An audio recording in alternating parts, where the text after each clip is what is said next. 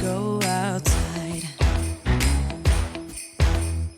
We can hang out on the beach without freezing. Welcome to Crafty Beach. This is Julie, and today I have all 25 of the Thanksgiving DIYs that I've made so far this year in 2023. We have coastal and we have traditional. It's going to be a longer video, so I'll be sure to include chapters below so you can hop around if you need to, if you've seen some of these before. Let's get crafting. So this DIY, we're going to turn one of these little galvanized metal pots that I just got at the Dollar Tree and some of these little metallic salad plates into a really cute coastal pilgrim hat. So I thought these plates were the perfect size. These are the party plates kind of in the wedding section at Dollar Tree. And I'm going to use a couple of them just because they're thin, but I like the fact they're already metallic. Because we are going to leave the galvanized metal finish on the little pilgrim hat. I think it's going to go with the coastal feel. The only challenge of this pot is getting that super sticky label off the bottom of it. But I think we're going to have success here. I'm going to use it, galvanized metal, unfinished, and then using the twine that's wrapped around the top of the pot. When I have it upside down like this, that's going to act like the strap on the little pilgrim hat. So I thought this was going to be an easy DIY, and it turned out really cute. Now for the buckle, I just picked out some felt. I had this beautiful light blue felt left over from Easter, and so I'm just going to use a tiny little square of that to cut out a little buckle. I was trying to think of something to use for this, and I really wanted like a soft beachy blue color, so I think this is going to be perfect, and it's easy to work with too. You just have to kind of cut a smaller square inside your larger square, and you can just do that by folding it. And then it's going to leave you a cute little square cut out that you can use for a buckle. And I love the fact that the twine is already on this pot. It just saved me a step. But if you only have like a galvanized metal bucket that doesn't have the twine wrapped around it, you could easily recreate that by wrapping yours with twine. So I'm just going to go ahead and hot glue mine on. I don't want it to overlap the bottom too much, but I want the opening to be covered up by rope there on the inside. And then gluing the top on as well. Now, the galvanized metal finish is kind of like a blotchy metal finish. So I'm going to do a little bit of a makeover on the salad plates to kind of give them that blotchy metallic look too, so that it will coordinate a little bit better with the pot. But that's what the buckle looks like. And the twine looks pretty good, but I thought we could always burn off the fuzzies a little bit here to clean it up. And mine wasn't 100% attached either, so I'm going to go ahead and just glue that one back down. And I think we're finished with that part of the pilgrim hat.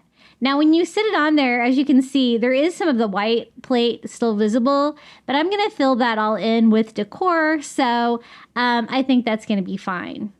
And again, those plates from the Dollar Tree are pretty flimsy, so I actually have two of them back to back just to make it a little bit thicker. You get a whole bunch in that package.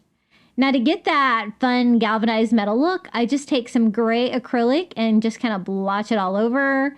And then I just kind of dry it on there by dabbing like a paper towel all over to kind of give it that, fun look. I thought maybe it was a little bit too distressed, so I followed that up with a baby wipe, and it did kind of like blend it in a little bit better. But in the end, I did get that look that I was going for. I kind of wish that I would have done this on the top of the hat too, because, as you can see, it's kind of shiny up there too. I might go back and do that now. Now, I told you I was using two, so I'm going to go ahead and just glue them together just to make sure it stays together. That hot glue is hot. Did you see that smoke coming out from there? And then glue those together, and then we can just simply glue the pot on. You could do the top of your pilgrim hat with like other things too, like a sand bucket or something like that. But I really love the fact that I didn't have to paint this or anything. And I think that metallic look like that goes great with coastal decor. So I just glued it right to the center of the plate. And again, I know we have that little white ring around it, but we can fill that in with some Dollar Tree moss and some beachy items. So for the moss, we're going to use the brown floral moss. This is kind of messy, but it's that really small moss. So I don't need like a very large stripe of it around here. I just need enough to kind of cover that white area that I don't really want you to see. So I just put a bead of hot glue there and just start pushing little tiny amounts on this all the way around. Now I'm just going to decorate the perimeter of my Pilgrim hat, but you could always go in and decorate the very top of yours too if you'd like. I did think about doing that. So just a little bead of hot glue, just a little bit, a tiny bit of moss, because I still want you to see like the brim of the hat. And then I grabbed some things to decorate it with. I thought I was going to be able to do pumpkins and stuff like that, but I didn't really have any pumpkins that were quite small enough. So we're going to kind of fill it in with some little tiny beachy things. I thought a starfish would be perfect. I actually have a real one here from Amazon. It's pretty much the same size as the one from Dollar Tree. You could totally use that one if you have it. But I just want to kind of glue it to the side of the buckle so you can still see the buckle. So I just do a couple dots of hot glue to glue that kind of standing up. It's kind of a large piece, but it's kind of a statement piece there for coastal decor. And then also a little glue here on the tip just to make sure that stays in place. Now, so far, what I'm not liking about that tip on the hot glue gun is I'm getting a lot of stringing, and it is kind of stringing glue on my workstation. It did get better the longer that I crafted, but I'm not sure why that was happening. I might have to try out a few more of the tips. Now for the seashells, I am just using those little mini seashells that you get in the little glass bottles at the Dollar Tree. I like to dump mine out so that they're a little bit easier to find and craft with. And I'm just going to glue an assortment of those all the way around the little Pilgrim hat. And I thought it needed a little bit more, so I also have some of these little mini starfish. I get these on Amazon too. I have both these and the larger ones linked in my Amazon shop below under, I think, Beach Essentials. And they are great for crafting because they're so little and cute. So I'm just going to kind of scatter some of those out and maybe one more seashell. I think that's what I should have on merch. Maybe one more seashell because I'm always adding one more shell a project. And this is how it turned out, our little coastal Pilgrim hat. I think this is so fun. You could use this on your Thanksgiving table or just sitting anywhere around your home to give you a little festive touch for Thanksgiving. I think it turned out really sweet and it was really easy to do with just a couple items there from the Dollar Tree. And it does kind of look like a little Pilgrim hat, right? I think that was really fun and a great way to get started with today's Coastal Thanksgiving DIYs. For this second one, I decided to get really creative. I am going to use one of these little bamboo rings from the Dollar Tree. I'm going to use the smaller one. And then I picked out 5 packages of rope, and I think that was exactly what I ended up using on this one. This is your wider rope, not the real skinny kind from Dollar Tree, but the brown rope. And we are going to make a DIY cornucopia with this. And I'm so excited with how it turned out. Now to start with, I just loop the end like that. And it doesn't matter if you still have your tape on it because you're not going to be able to see this part. And I just glue that part together and then just start wrapping from the end around. This is going to be the very tip of the tail of my cornucopia. And we are going to fill this up with all kinds of beach and fun coastal decor.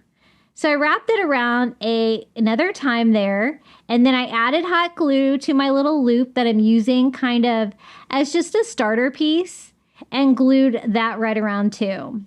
Now I'm going to kind of, the tail part's going to be kind of skinny like this. I just kind of keep wrapping. I'm hot gluing it to the rope in the center, but also to each other because I don't want any gaps. I want them to sit right next to each other. And we're going to build the entire cornucopia this way. I saw lots of different plans people have made, like where you can make them with fishing wire and then cover that with burlap and then wrap it with rope. But man, that sounded really repetitive, and I want you to be able to see the inside of my cornucopia, and I want that part to be pretty too, not necessarily chicken wire. So I decided to see if I could develop a different way to make it. So as you can see, as I'm doing it, I'm kind of going a little bit wider each time. And I can do that by just putting the hot glue towards the outside of the rope and then wrapping it around. I'm also curving it a little bit as I wrap so I could get like that little curved point right there. If you ever notice any of your rope is not stuck together, just put a little bit of hot glue back in there until you get a tight bond in between each one. You do have to glue it all the way around. So not only does this project take a lot of rope, it also takes a lot of glue. Now, I thought if I put a little piece of wire, this is some thicker wire from Dollar Tree, in the tip, I can make it moldable later if I needed to curve this back up. And I thought that might help me kind of keep a curved shape here at first. So I just cut off a little piece, put that down in there, and then that's a nice thick wire, so I should be able to bend it later if I need to. And then I want to go wider and wider, so I'm making sure that I do the hot glue towards the edges of the rope, gluing that to itself like that. Now I'm going to have lots of starts and stops with the rope today, since I'm making a large cornucopia with this, and you just try to hide it the best that you can. Just trying to get as tight of a joint as you can in between two pieces and just continue on. You can always go back later and add a little bit more hot glue to that and work with it until you can kind of blend that in a little bit. And I'm kind of using my wire as a guide too, so I know kind of exactly how much I want to curve it, because this part is really important for the curved part of the cornucopia to give it that traditional cornucopia shape. And as you can see, I am really going around the outsides now with that hot glue and making it larger and larger. My goal is to get it large enough to fit inside that little wood bamboo ring from the Dollar Tree. I thought that would give it structure, since we're not using any kind of chicken wire or anything like that. That will give it structure to make sure the mouth of it is round and stays open, but it's just a matter of building it out. And I think this turned out really cute. I've done like cornucopias and stuff before, but I usually use like thrifted items and stuff like that. And I really love how this one turned out. It was so fun. It does take a little time. I think I spent an hour in actual time making this. So be prepared for that, but it is so fun. Now, if you didn't want to use it for coastal Thanksgiving, you could totally use it for a traditional Thanksgiving theme too. And put like fruits and different kinds of traditional like cornucopia stuff inside. And that would be really cute. Maybe some little pumpkins and stuff like that. Now, here is my next package. Again, I just try to blend in where I start and stop and just continue on gluing this to each other. You just have to make sure that you get hot glue on it. I was pretty fast that I could go all the way around with like one swoop without my glue drying before I could kind of lay that down. And that kind of sped up the process a little bit. So I would just go all the way around. Now, once I got to this point, I wanted it to be wider and wider and wider, right? So it could be big enough for that wood ring, but I don't necessarily want the bottom part to be any wider because I want it to lay flat like this. So what I'm doing now is I'm specifically putting the glue in the middle on the bottom, but then I am going around the outside perimeter with the glue, all the way else, all like the sides, the top, if you know what I mean, to try to make it bigger and bigger, but not make the bottom any wider, to kind of give it like kind of a flatter edge down there. And we are getting there. Let's go ahead and open another package. And the bend was not perfect for me on this, but I think it definitely has that fun cornucopia shape. So again, I just start and stop. I'm really not lining those up on any particular side. It's going to have joints here and there on it, just the way it works when you are working with the rope. I keep measuring with my little wood ring there too to see how much bigger I need it to be. And the rope itself is giving you all the structure. So anytime you see any gaps or anything that's not holding, I would just go back and fill that in with hot glue as soon as you can. And this is getting about the right size. So let's finish off this piece of rope and see if it's large enough. And I think that is big enough. I'm gonna just kind of, rearrange this, kind of feel it out, make sure everything is, shaped exactly the way I want it to be. You can shape it slightly.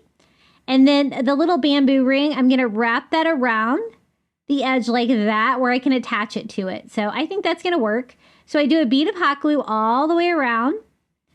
And I'm gonna put the wood ring on there to glue that on. We're gonna cover that up with more Dollar Tree rope.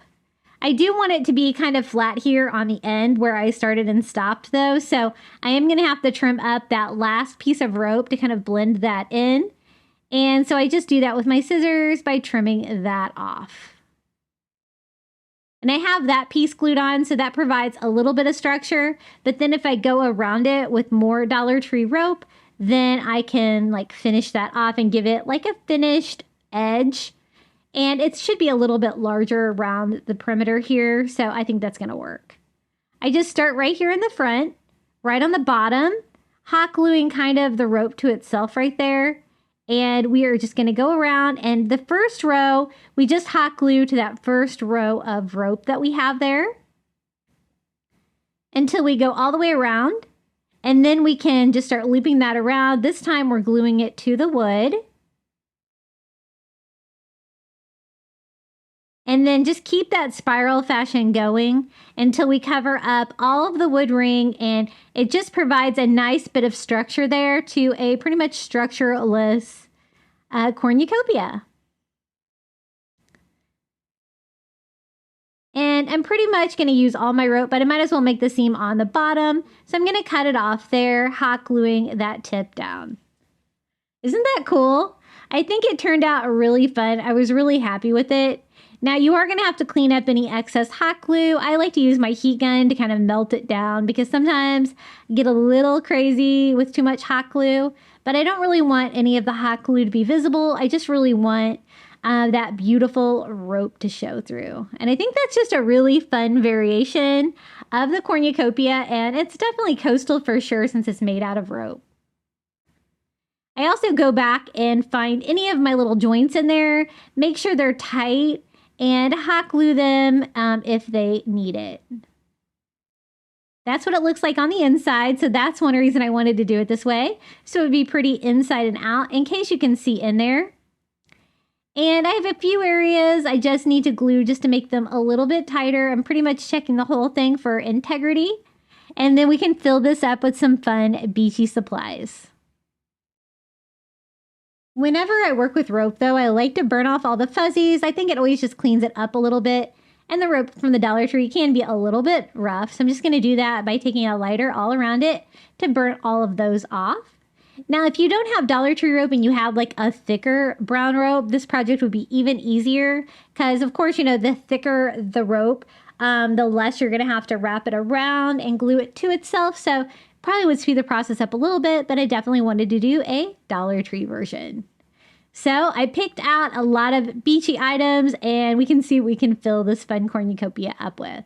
I'm going to start with some of the Dollar Tree Spanish moss. I think that's going to look good inside in there, and it's going to provide a nice filler. And I want some of it like spilling out of the cornucopia. And we're just going to fill it up with pumpkins and some beachy items. You could use seashells, gourds, whatever you have. I was kind of thinking, do I want to do like the sweater pumpkins? And I think that's going to look cool because I have some great colors that's going to go with the beachy decor. This first one was on a pick from the Dollar Tree, but I loved it because it was like a light blue, a little sweater pumpkin. And so I just used my heat gun to try to melt the glue so I can get that cutie off, and we can just sit that right inside now. That's going to be like my largest one. And then they also have these little blue sweater pumpkins from the Dollar Tree that have the little clips on the bottom of them, which is great because I can just clip that into the Spanish moss to keep that right in place. And I'm trying to do like different colors. So I also picked up some of like the lighter burlap ones too. I do want to add some leaves too though. So I thought these little burlap oak leaves from the Dollar Tree would be perfect. I don't really need the wire to be on them though, so I'm just peeling the wire off the back. And we can kind of have those coming out of the cornucopia as well. It's going to provide like a fun little fall touch. And the burlap pattern definitely goes with the beachy feel. So I kind of put one on each side. You can kind of just lay them in there like I'm doing. I do hot glue a few items in place just to kind of make sure they stay together.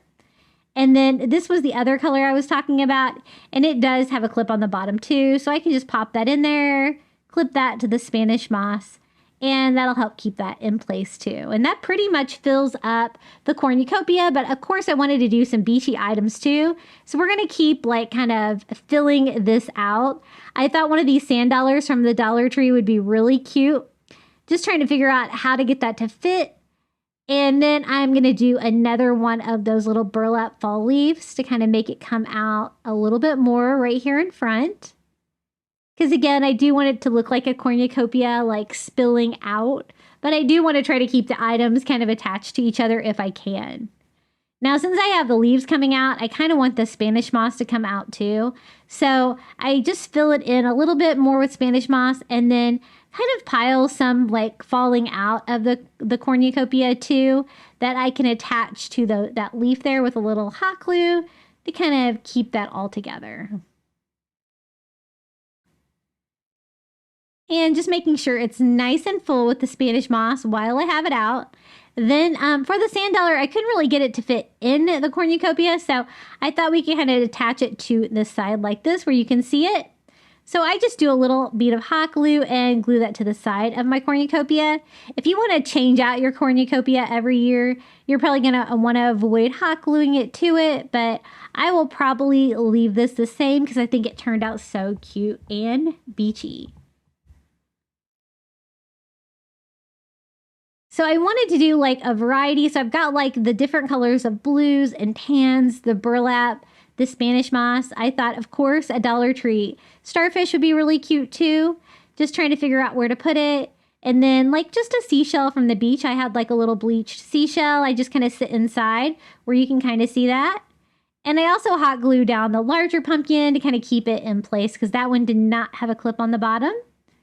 And we're going to hot glue the little starfish like right here, like it has fallen out of the cornucopia by gluing that to the little burlap leaf. And then I thought maybe one more of those little burlap leaves over here to kind of make it a little bit more symmetrical. And then I can glue another one of those seashells to that. I don't want it too much stuff, but I definitely want it to look full and beachy for fall. So since I did the Spanish moss underneath the other leaf, I did this one as well, just by gluing a little tiny piece of it underneath there.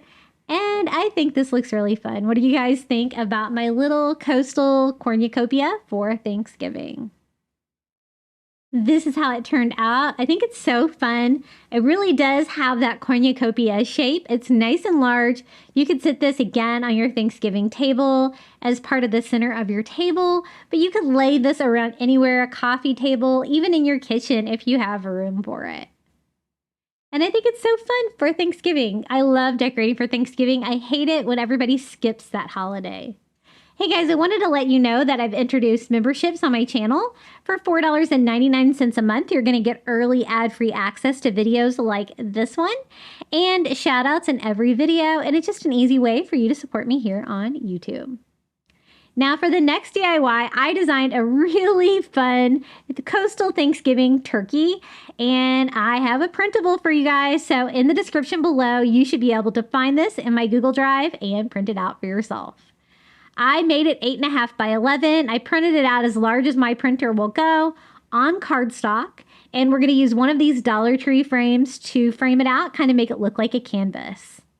Now, one thing I've noticed about these Dollar Tree signs is They always make the little hangers off-centered, and if you don't fix that right away, you're going to have a crooked picture. So I removed the side one because that gets in the way, and then I fixed the top one because I knew it was off-center just by looking at it. And you can use any of these. I like this one because it has a lighter wood frame, so I think that looks really coastal. I won't have to do anything to it. Just a matter of trimming down the sides on this. My printer, I had like a clogged inkjet on this, and oh my goodness, I ran so many cleanings and things to be able to print this out. It took me like 2 hours. So frustrating sometimes. That printer usually is fantastic. I don't know why it got clogged like that. Hopefully that doesn't happen again. So basically, I'm just going to trim this down to fit. It's not going to fit perfectly, but it's pretty much going to fill the whole thing in. And I think this image is so funny. It is a little turkey with shades on the beach. And then I added thankful for the beach. And it was really fun to make. I actually used AI to create that image, and it made me laugh. So I had to share it all with you guys. So I just do a thick coat of Mod Podge all over. I want it to be rather thick because the cardstock is a little bit heavier than a regular sheet of paper. And just lay that in there, trying to keep like the brown border parts, even if I can. If you don't get it on there perfect the first time, you do have a little bit of play with the cardstock versus paper. And so you can lift it and relay it on there if you need to. But that did kind of take the glue off the corner, so I am going to kind of touch that up. I want it to kind of look like a framed canvas. And so I really want it not to look like paper. So I go over the top of it as well to seal that down. And I'm using matte Mod Podge, and it's going to kind of give me like a texture, kind of like a painting. So I do like the brush marks and stuff in that as well. So I'm just going to do a brush for that and give that a quick dry. This is going to help keep it on, make it more of a permanent decoration. And I also released this image on some of my merch. I did share a link to that in my YouTube community post and on Facebook, where I put this image like on a pillow or a t-shirt, an apron. I thought it was really fun, so I decided to have a little fun with this. And there it is, our little thankful for the beach. Super easy DIY, and that turkey is living his best life. Now, I didn't really like the fact that it was so bright, so I did go back with a little ivory acrylic, and we are just going to distress the whole thing. It's just going to kind of lighten this up, give it an aged, like, coastal farmhouse vibe. I just wipe off the excess paint and blend it all in with a baby wipe, and then go back and dry that in, and it gave me just a more coastal farmhouse version of this. But yeah, that step is totally optional if you like it just as colorful as the image was. But I think this turned out really fun. I was really happy with how it turned out, and it makes me smile every time I look at it. I think I'm gonna hang this in between my kitchen and my dining room for Thanksgiving. And this one is definitely a keeper. So again, I will post a link to your free printable below with this image that I designed. And you can get creative with it. You can put this image on whatever you think would look good. But I think it turned out really fun. And it was so easy. Now for the next DIY, I decided to use one of these wood signs from the Dollar Tree as a base. One of the little shore living shells. I stock up on these every spring and summer because I love to craft with those. Those are so pretty. And then also one of the little shell bikini tops from the summer section at the Dollar Tree. And I'm going to combine the shells together to make a giant shell turkey like candle holder. So I thought if I combine the two shells like that this smaller plastic shell could be like the turkey body, and then the larger clear shell could be the turkey feathers. So stick with me here. It actually turned out pretty cool. Now to fill the holes in the little plastic shell here, I just used some masking tape on the back to kind of give it a back surface, and then fill in the holes with some Dollar Tree spackle. That way we can paint that shell and you won't see all those annoying plastic holes in there. I did bend some of them down a little bit just because they were a little notched with plastic, just with a pair of pliers, and went back and filled that back in with some spackle. Once that's dry, I can go over it with blue. I want the body of my turkey to be this beachy blue color. So I'm using Cloudless by Apple Barrel. And it's so easy to paint this, but I do use a brush to get down in between all that great grooves. The texture on that shell is really fun. Now, this is a summer item. These are usually available year-round at my stores just because they don't sell out. So if you don't have one, you still might be able to find one. Now for this shell. I think it's so pretty, but I wanted to try to kind of see if we could make it look like feathers. Now each section has like a little separate section with like 5 or 6 little lines. So I thought I would just use I have kind of a brownish gold paint pen, and I am just going to kind of paint those on the back of this to try to give me like a feather outline. It's not real obvious with the brown color, but I didn't want to use anything too dark, and I want you to be able to see through this because we're actually going to make this turkey into a candle holder. And I want to keep that clear essence of the sign. It is a little iridescent, as you can see, where it picks up many colors, which I don't necessarily like for this project. And so I'll show you how I kind of counteract that. But I just do the first one and the last one all the way around on these little sections, outlining that out. Once I have that all painted, then I can go around all of the edges with that same like goldish pen and trace it out to kind of finish out like my little feather shapes. And I've made like a smaller version of a shell turkey, so I thought I would try a larger version and see if I could get creative with it. So I think that looks pretty good. This is going to be the body of the turkey, and that is going to be the feathers. Now I do want to bring out that great texture on this part though, so I am going to distress it with a brush and a little ivory to bring out that great bumpy texture all over the little seashell to make it look fun.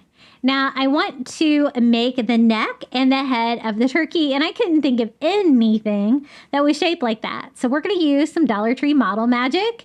I picked up some white because we're going to paint it, doesn't matter. And I just roll it out like Play-Doh until I have a little turkey neck. I'm also bending it kind of like a turkey neck would be, like that. This is just like Play-Doh, but it does air dry, so you can totally make stuff with it. And then I just kind of mold a little ball here in the end to be the little turkey head. You do have to exercise a little patience with the clay just because you are going to have to let it dry. I'm not going to want to be that patient, but I do try to dry mine as much as I can with my heat gun to try to speed up the process. Finding out exactly where I want my little turkey neck to be, and then I just attach it with a little bit of hot glue right here. Kind of pushing that down and shaping that out against the shell. But as you can see, it kind of wants to fold back, so you kind of have to let it dry standing up. I also did another tiny piece to do a little triangular shape to do a little beak there for our turkey, and just added that to the head. So I don't want it to like kind of fall back on itself. I want it to kind of stick out from the turkey body like that. And so I think that looks pretty good. I am going to have to kind of stand it up though, so that it can dry without falling back with gravity. And then again, I did use my heat gun to try to speed that process up a little bit. And I'm thinking that it is going to be hard enough here where I can go ahead and paint my turkey. So I'm going to go in with that same cloudless color to kind of make that blend into the rest of my turkey, and just carefully paint this all around. I do want it to be textured. I do that step a little bit later. I'll show you how I kind of give it a wrinkly head just to give it a little bit more texture, because right now it's kind of really solid. So just carefully going in around behind the head and painting the neck and the face. And I can go back and distress that later too, once that dries a little bit more. As you can see, mine is like semi-dry. It's not super hard yet, but I needed to get this video out for y'all. Now for the shell. I told you I didn't really want the iridescence, even though it's beautiful. So I'm going to stain like the, it's going to be the back, so like the inside of the shell. And I'm just going to stain the whole thing with Antique Wax by Waverly. That way it's not thick like paint, so you can still see the light from the candle through it. But it's going to give me a brown feather, which was kind of more the shade I was looking for to go. My inspiration was a blue and like brownish coastal turkey. So I just go over the whole side. Make sure that you don't touch that. It does take a little bit for that to dry. The Antique Wax by Waverly directly on the plastic like that. But I did do a pretty good job. I'm just making sure I don't have any puddles with my sponge brush. And you can speed it up with a heat gun, and now it has that brownish tint. It's still a little bit iridescent too though, so as you can see, that's really pretty. Now just a matter to try to figure out how to put this all together. I need to somehow glue this on. And then I kind of thought that I didn't really like the plasticky feel of this back shell. So I'm just going to go over the whole thing with some matte Mod Podge just to dull that down a little bit. And I think that's going to go better with the dull paint on the turkey. So a little bit less shiny, but still see-through. Tinted brown, sealed down, and then we can attach our little turkey right here to the front.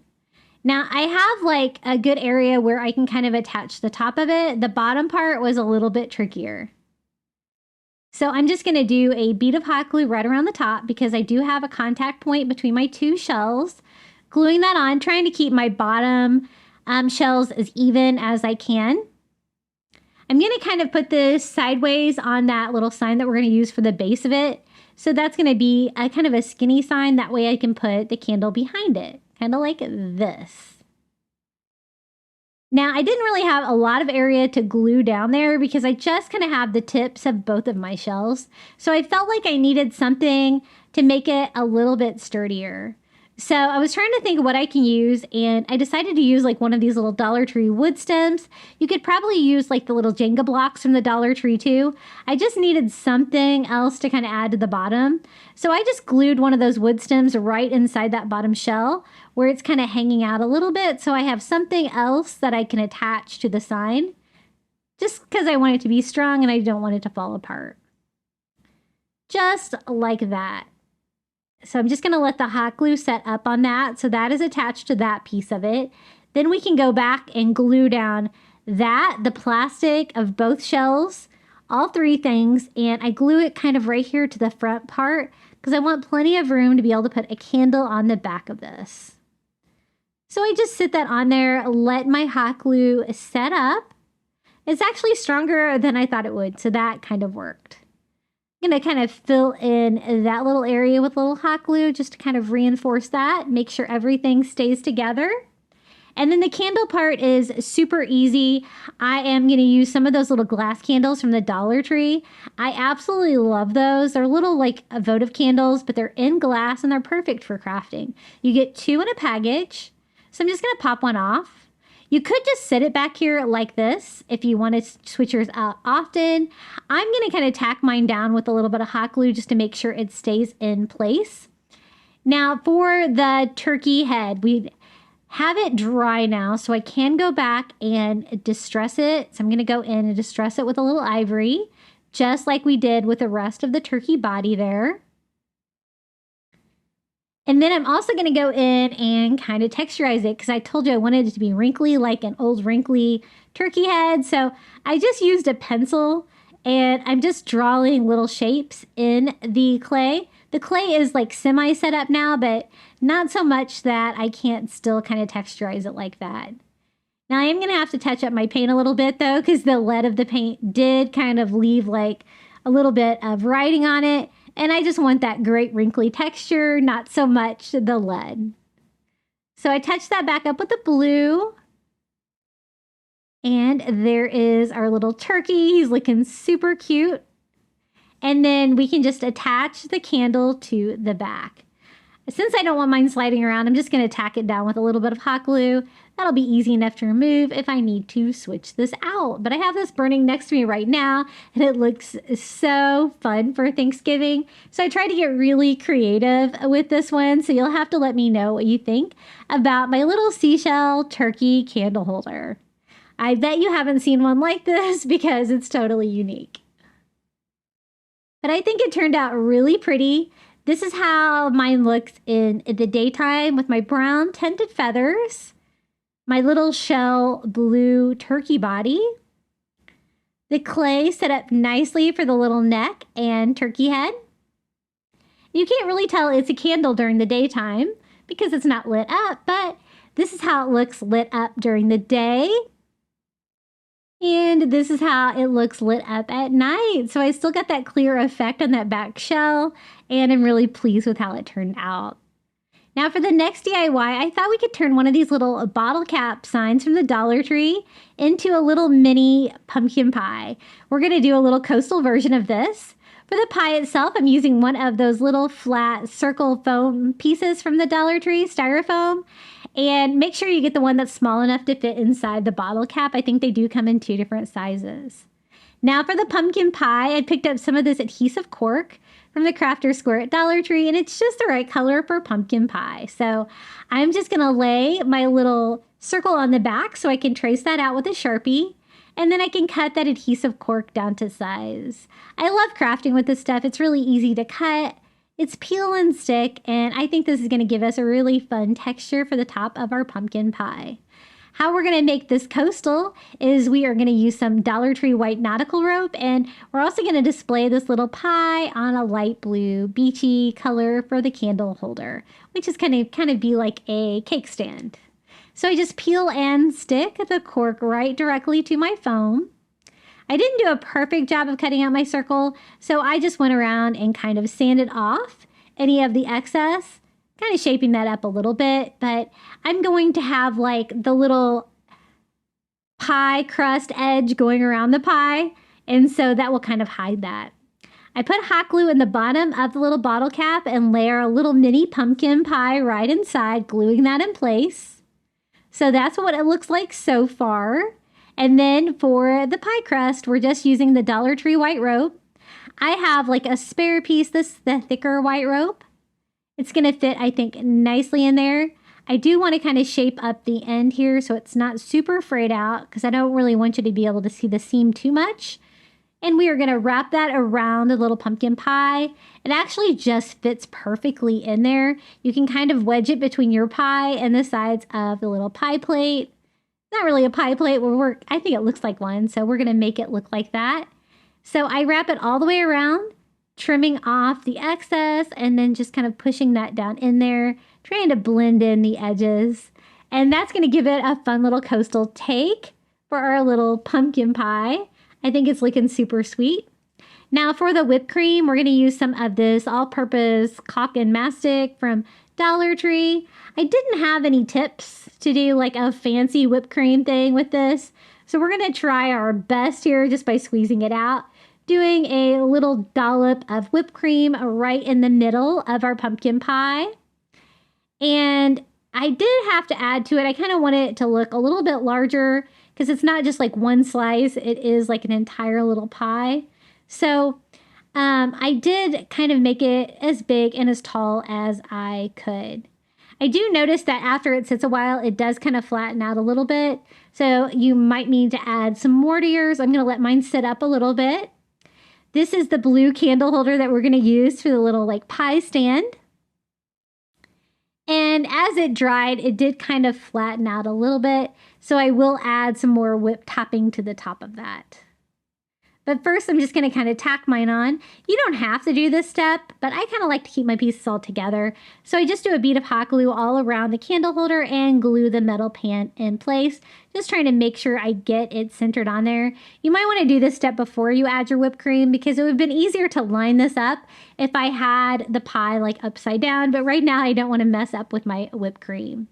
So since it flattened out, I did go back after it started to dry up a little bit and added more whipped cream so it'd make it kind of like stand up a little higher. You could also use spackle from the Dollar Tree mixed with white paint and kind of put that in an icing bag if you wanted. It's going to give you kind of a similar effect. And then I just used a popsicle stick to kind of swirl mine until I was happy with it. It's one of those things that if you work too much on it, it's not really going to look like whipped cream. So it kind of needs to look kind of unintentional. And this is how it turned out, our little mini pumpkin pie for Thanksgiving with a few coastal touches. We have the blue stand, the rope pie crust, and the galvanized metal little pie plate. I think this was really fun to put together and could be a quick, easy DIY that just about anyone could do. Okay, for the next DIY, we're going to use one of these little Thanksgiving stencils from the fall section at the Dollar Tree right now, but we're going to give it a beachy makeover. I found these little signs from the Dollar Tree the other day that are almost the perfect size for the Dollar Tree canvases, and I picked up one of the little beach canvases to put inside. Now, it is a little tricky to work with this frame, so I'll show you what I did to kind of make mine work. As you can see, it fits in the inside of the frame, so it's a little bit smaller, but I think we can make this work. Now, the frame is black plastic. It's not super easy to paint because once you paint it, the paint kind of wants to come off if you distress it. So I'll kind of show you what I did. First, I mixed some ivory paint with some Antique Wax by Waverly. It's going to give you a really fun driftwood color.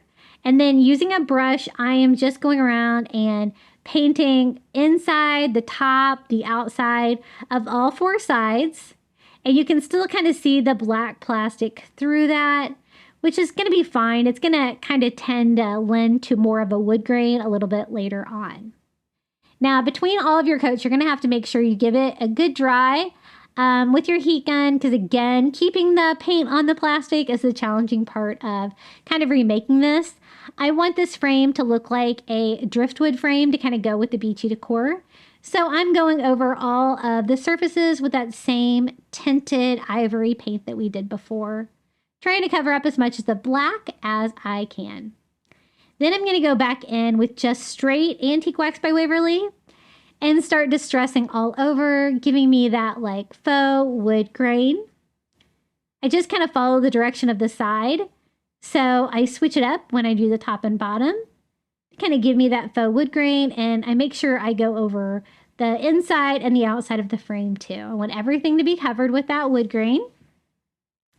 And then I went back and I was trying to kind of wipe it off with a paper towel, but it was taking the paint off as quickly as I can do it. So you got to be really careful with blending it here.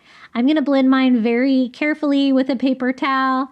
And I will have to touch it up a little bit. You can see a little bit of the black peeking through. And that's kind of what I was talking about how this frame was a little bit challenging to paint, but we're going to get there in the end, I promise. So I'm kind of touching up any of the areas with that lighter color, that if the black was kind of shining back through. And then I didn't have quite enough paint, so I did have to mix a little bit more, kind of touch that up, because I was really not happy with this. Next time, I don't know if I will blend it with a paper towel next time I paint one of these frames, because again, it did kind of want to take that paint off and kind of make it back to the plastic. And I want this to definitely look like wood. So I went over it with that lighter color again, touching everything up. And then I'm going back in with the Antique Wax by Waverly and distressing everything. This time I switched to a baby white and very light pressure, and it worked a little bit better to blend it. Now for the canvas. I picked up this little beach scene this summer at Dollar Tree. I always like to check all their canvases. You can kind of find beach scenes year-round if you were lucky. I don't know if this was necessarily any specific line. And I found a great scene, and I thought we could just add one of those little give thanks stencils right to the front of the beach scene. So I thought that would be fun, a fun way to do coastal Thanksgiving. So I'm just going to line that up. It's almost the perfect size for these little square canvases from Dollar Tree, and tape that down with some painter's tape. Now for the paint, I'm using chalk paint. I'm using like this marshmallow color and a little stencil dauber from Dollar Tree, and just daubing all over with that.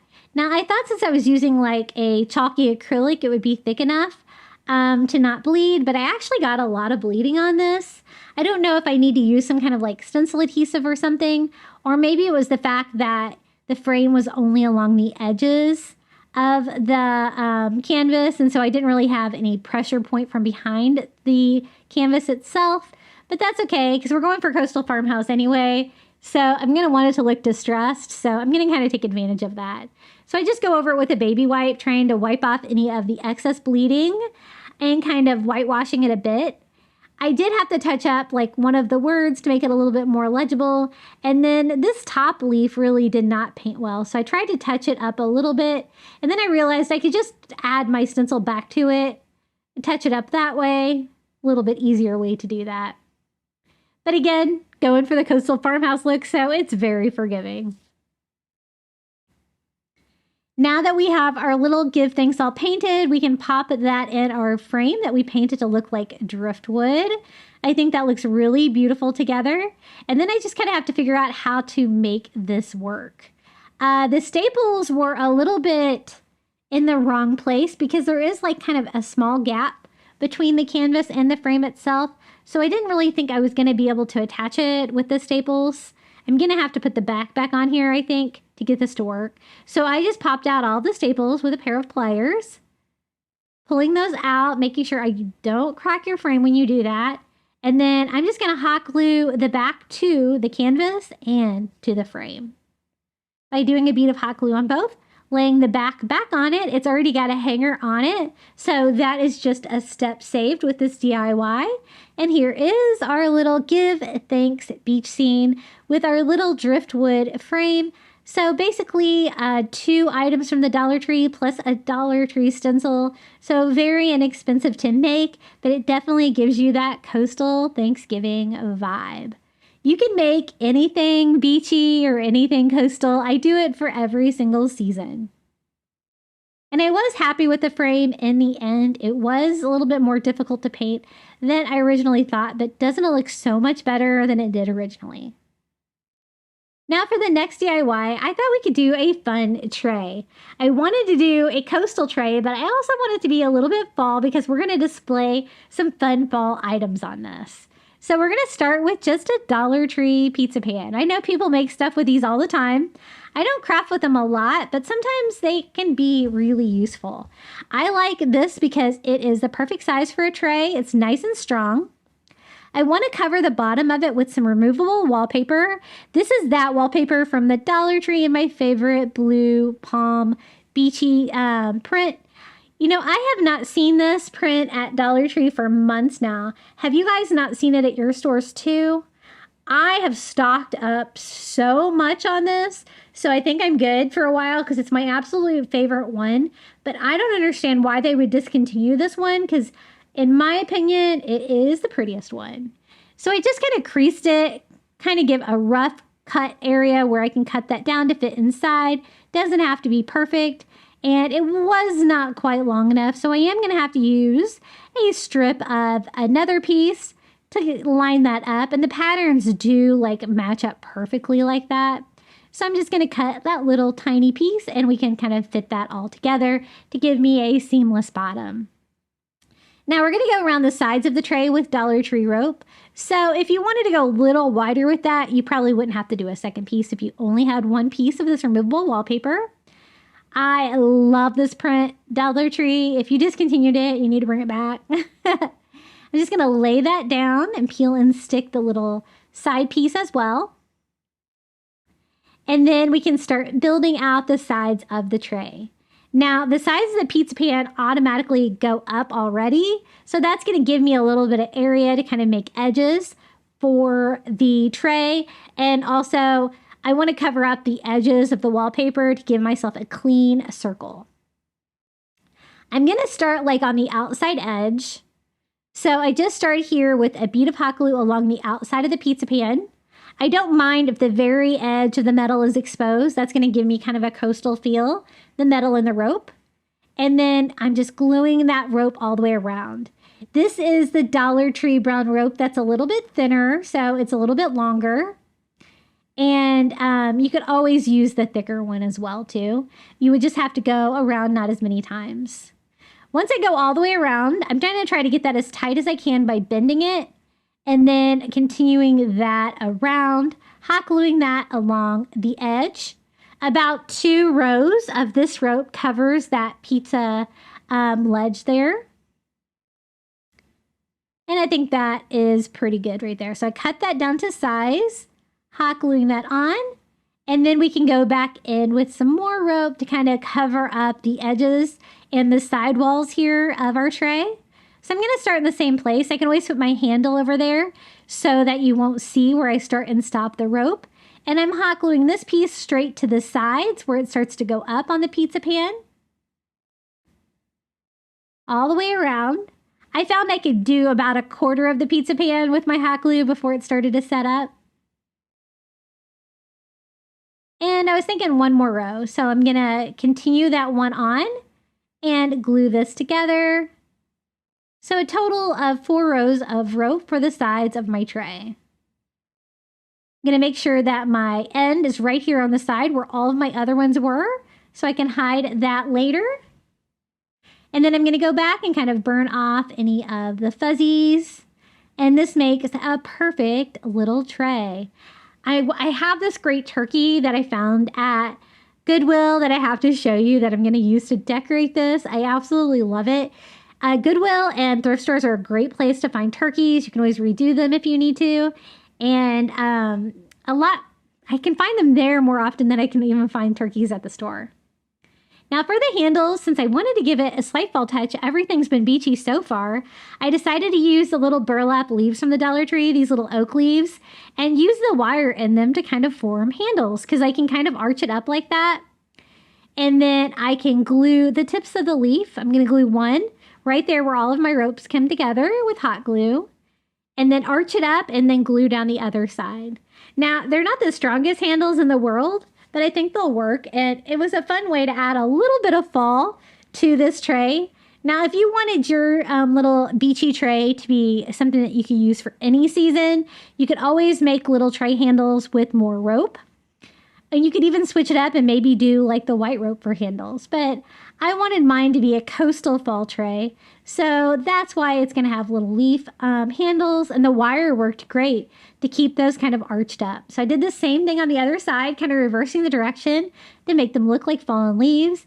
And this is the turkey that I was talking about. How cool is this?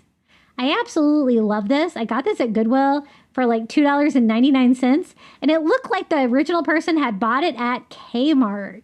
So I miss that store. That was one of the best places to shop in my town. And I hate going to Walmart. I really miss not having Kmarts anymore. But it's absolutely so perfect. I love it. We're going to sit that on the back of our fall tray. That's going to be our like kind of main focal point. And then we can fill this up with some other fall and beachy items.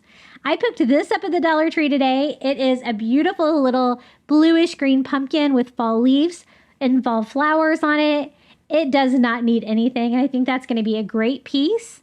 And then I'm going to use a couple of pine cones to give it a little bit more of a fall touch. And then I found this little stacked ceramic pumpkins that says, "Be blessed, be thankful." So that's perfect for a little Thanksgiving tray.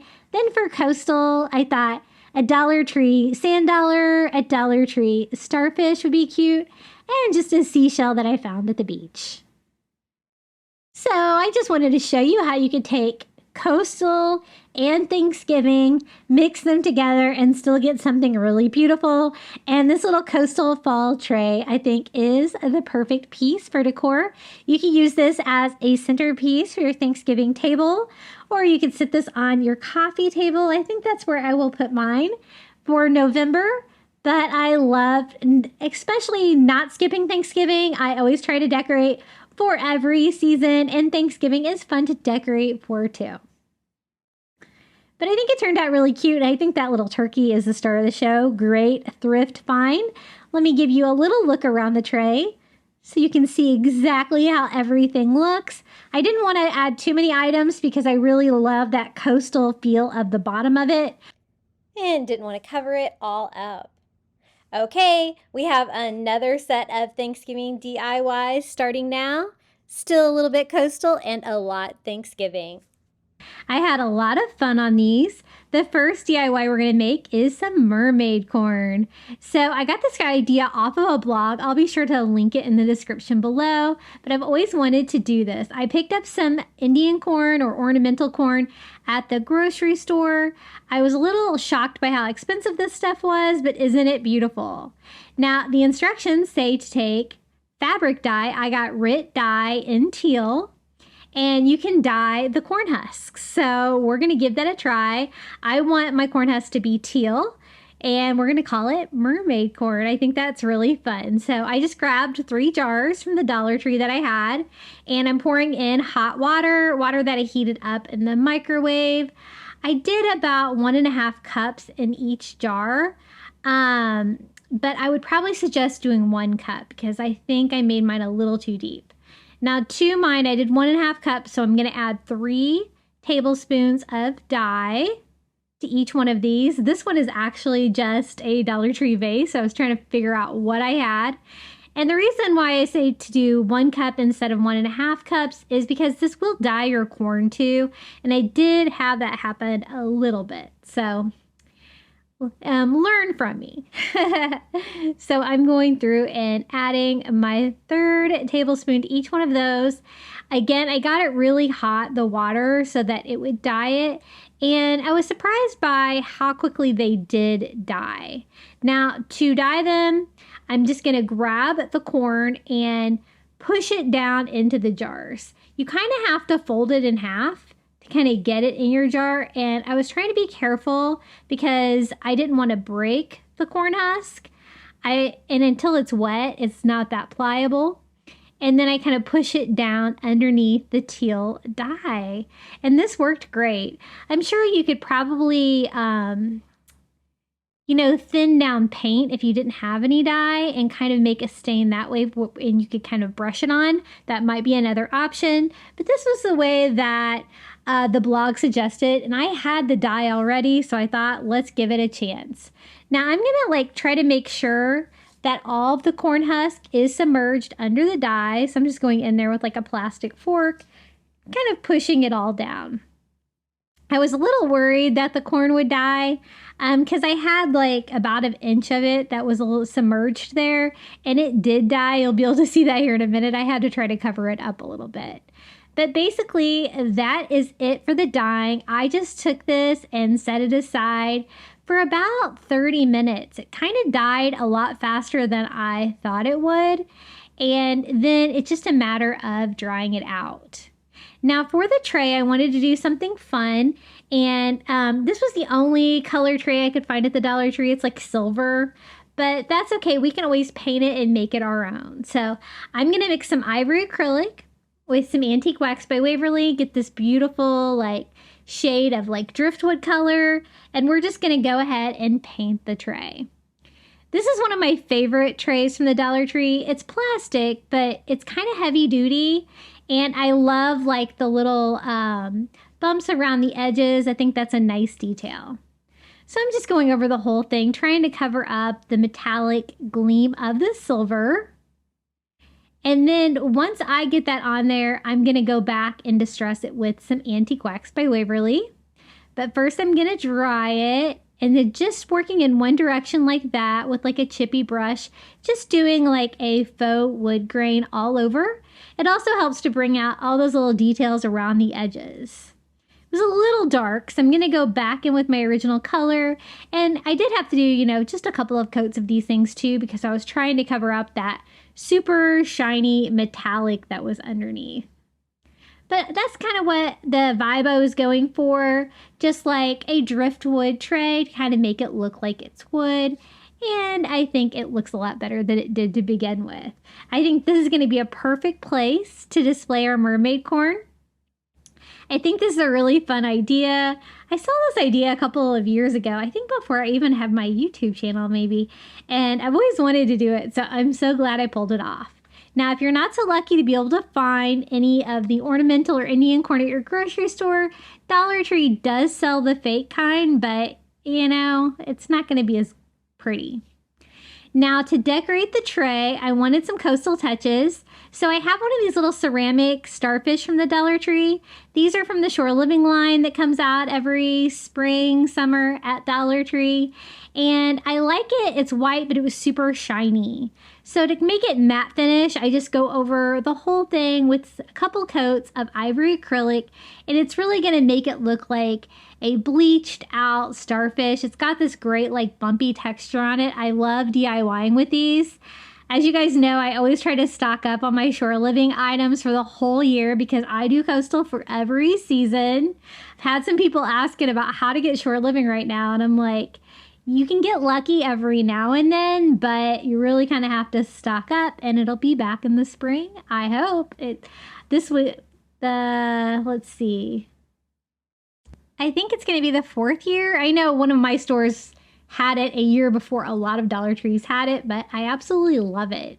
So I soaked it for 30 minutes, and this is what we've got. I just kind of tear off some of the broken ones. Some of the Indian corn didn't have as much as of the husk attached, but that's okay because I've got 3 of them that I'm going to kind of pile on that tray. So I just kind of blot it down with some paper towels to help start the drying process on it. Again, it's super wet. It's been soaking in that dye for 30 minutes. And here is my second one. As you can tell, it's a really fun, like teal color. I think it turned out really good. It was definitely what I had in mind for this project.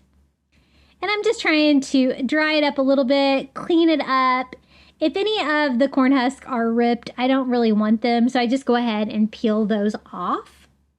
And here is their corn number 3. They all dyed really well. Again, I thought this was going to take a couple of hours. I was really surprised with how quickly it did take the dye. But doesn't that look cool? It's definitely a fun take on this corn. I think it's so beautiful already, but adding blue to it just makes it extra special for me.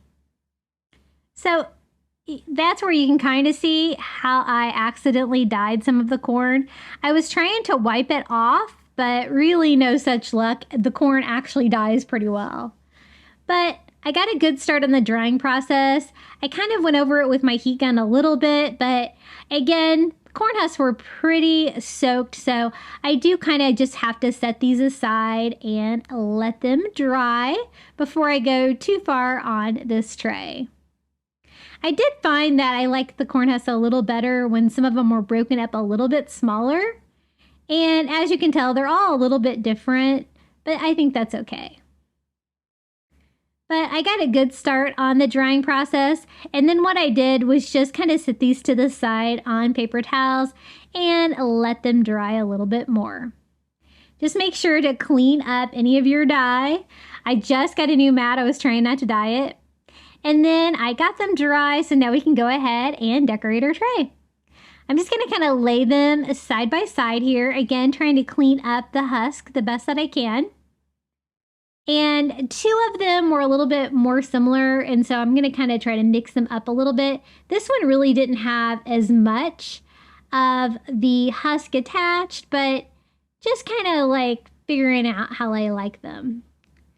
I kind of liked the different one in the middle, and then I just kind of wanted to sit them kind of in a pile. At first, I thought about tying them together and making a door hanging for my door, and I think that would be really cool too, but I decided to kind of just make mine a centerpiece like this. So I'm just kind of messing with them, kind of seeing how I like them, and then I was like, you know, you can really tell that I dyed some of the corn blue, so I kind of wanted to bundle them together anyway, so I'm just going to use some of this burlap ribbon. I got this at Pop Shelf the other day for $2, and I'm going to just tie them together. That way it will kind of cover up the part that I accidentally dyed blue. So again, 1 cup of water, not 1.5 cups. I just didn't think 1 cup of water was going to be enough, but you know what? I think it probably would have. So I just tied the burlap on there, making them a bundle, and it helps them kind of stack on top of each other too, which is kind of what I wanted. And then I don't really want to do a bow or anything like that, so I'm just going to tie a simple knot. And I love that ribbon. It's so pretty. I have a lot of burlap ribbon from Dollar Tree, but I don't have anything in this size. And I've been using it a lot, so I might have to skip back over to another town to go to a pop shop again. And that way it kind of disguised the parts there that I accidentally, dyed blue. And it kind of serves decorative and it bundles them together. Now I wanted to decorate the rest of the tray with things that were coastal and things that were fall for Thanksgiving.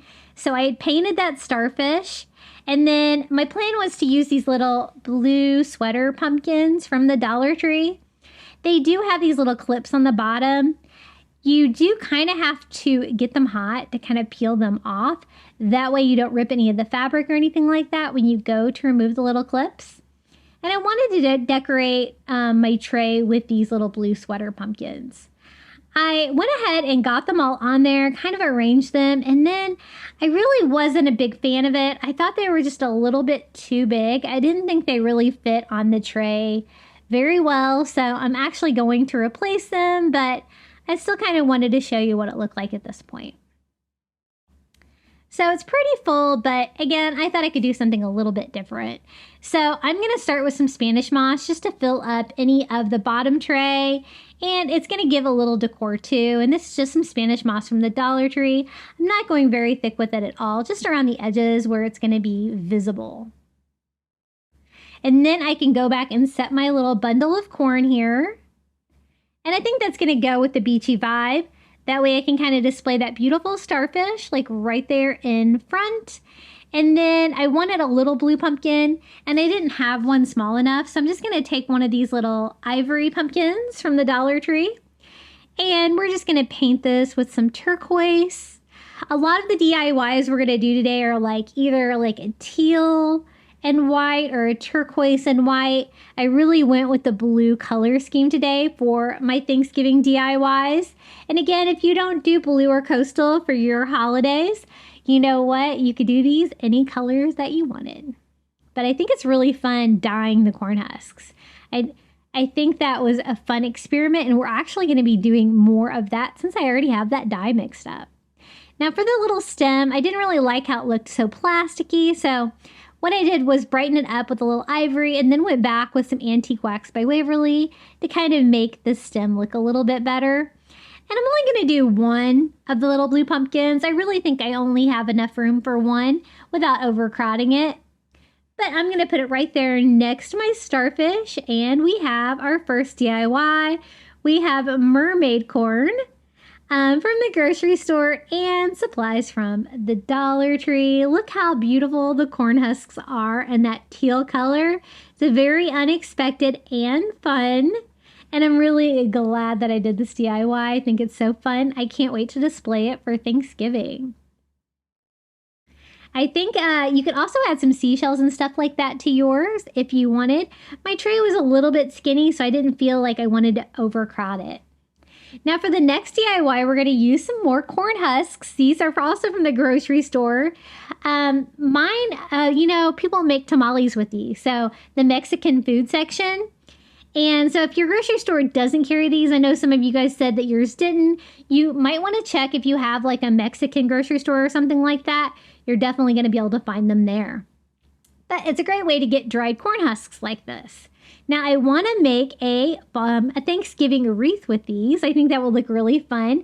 And I'm going to use one of these little wood bead wreaths from the Dollar Tree. But I want my strips to be a lot skinnier.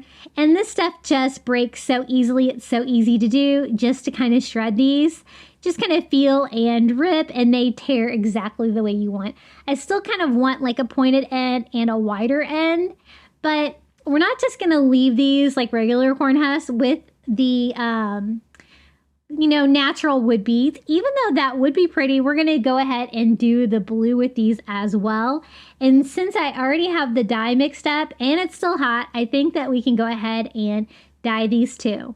Now I went ahead and shredded more than I needed for the wreath so that I could use these in some more DIYs today. But basically just shredded all of those. I'm going to pop those in my larger vase here. And then I'm just going to pour all the dye in there so we can get this super deep and we can kind of push all the corn husks down in the dye. And again, I just set these aside for like 30 minutes or so, and they dyed really well, just like the ones with the Indian corn. I do kind of have to push them down in there a little bit to make sure that everything is covered with the dye. And it's kind of fun. It's kind of like dyeing Easter eggs, I guess. So again, this was just RIT dye, and the color that I'm using is teal. So I set that aside for about 30 minutes, let it dye, and then we're gonna grab these, pull these out, put down plenty of paper towels so I don't have a huge mess. And mine actually all came out in one big clump. And I think it looks really pretty.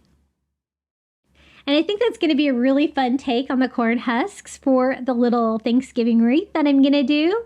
It's definitely going to add a coastal touch and kind of continue that mermaid corn theme. So I just kind of pat them dry, but then I also had to let them sit to dry it further because they were really wet. Now for the wood bead wreath form, this is just the natural wood. I'm going to leave it like that. And I'm just going to start and I'm going to tie them. I decided to use twine instead of zip ties. That way I could fit it in between the wood beads, kind of hide it in there. And I'm just going to go ahead and take a group. So I'm going to do about 4 of the dyed little corn husks. And then we are just going to tie those down. I was wanting to cover up the little part where it comes together there with the metal part, and I thought I might as well just hide that while I'm doing this. So I just pull it through the wooden beads on the back, lay down my corn husk, and then I'm just going to tie a knot in the front. And it was a very secure way to attach these, and I'm going to overlap the corn husks on every row, so it's going to kind of cover that up. And I don't want to do the whole wreath form because, of course, I love like the wood beads on there. I think that's really pretty. And I think just about half of it. So I just skipped down 2 beads, putting my twine in between those 2 beads so I kind of know where to go, and just tie off another bundle. I'm trying to not tie them too close to the end because I want to make sure this is secure and that the corn husks don't fall out. So again, I skipped 2 beads and then I am just tying down 4 more. I was thinking at first that I was going to have to go back in with more to make sure that you can't see the twine, but it's actually pretty full in the end and I didn't really have to worry about that. So I was just trying to find 4. I like them a little bit different, a little bit of variety in them. Try not to get them too curly, even though I noticed that while these dried, they did kind of get curlier, but it kind of looks really cool. They kind of look wild. And I think this is a really fun idea for a Thanksgiving wreath. It's really hard to find Thanksgiving DIYs. Not a lot of people do them. Most people just skip Thanksgiving and move straight to Christmas. But I promise y'all Thanksgiving content, and so I am trying to deliver. And I just keep continuing that down. I was trying to decide if I wanted to do like a third, a fourth of the wreath. I ended up doing near a half of it. And then I was happy with it. So I'm just going to keep tying these on 4 at a time, every 2 beads, until I'm happy with it.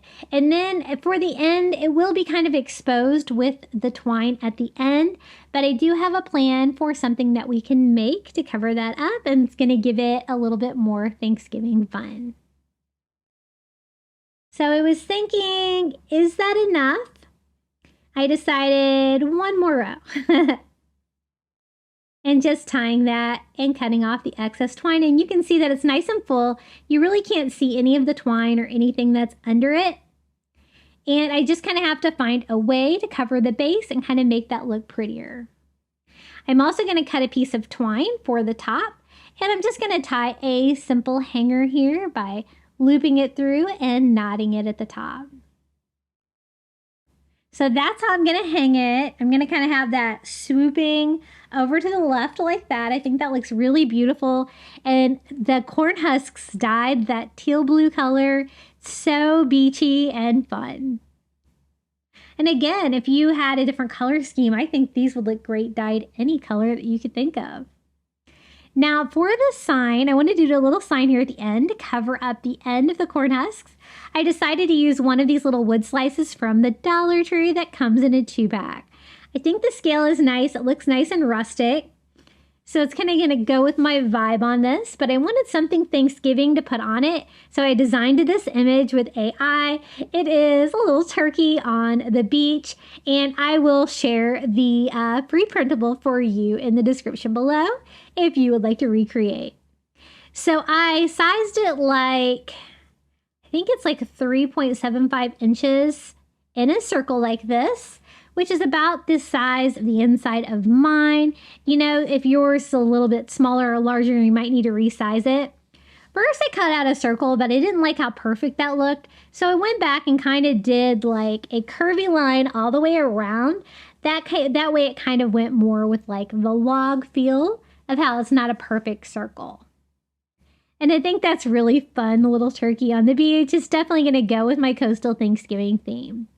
Now to attach it to the little wood slice, I just do a layer of Mod Podge, and I printed mine out on cardstock. I love to print on cardstock. I think it's easier to work with, and it's much easier to Mod Podge than just regular thin paper.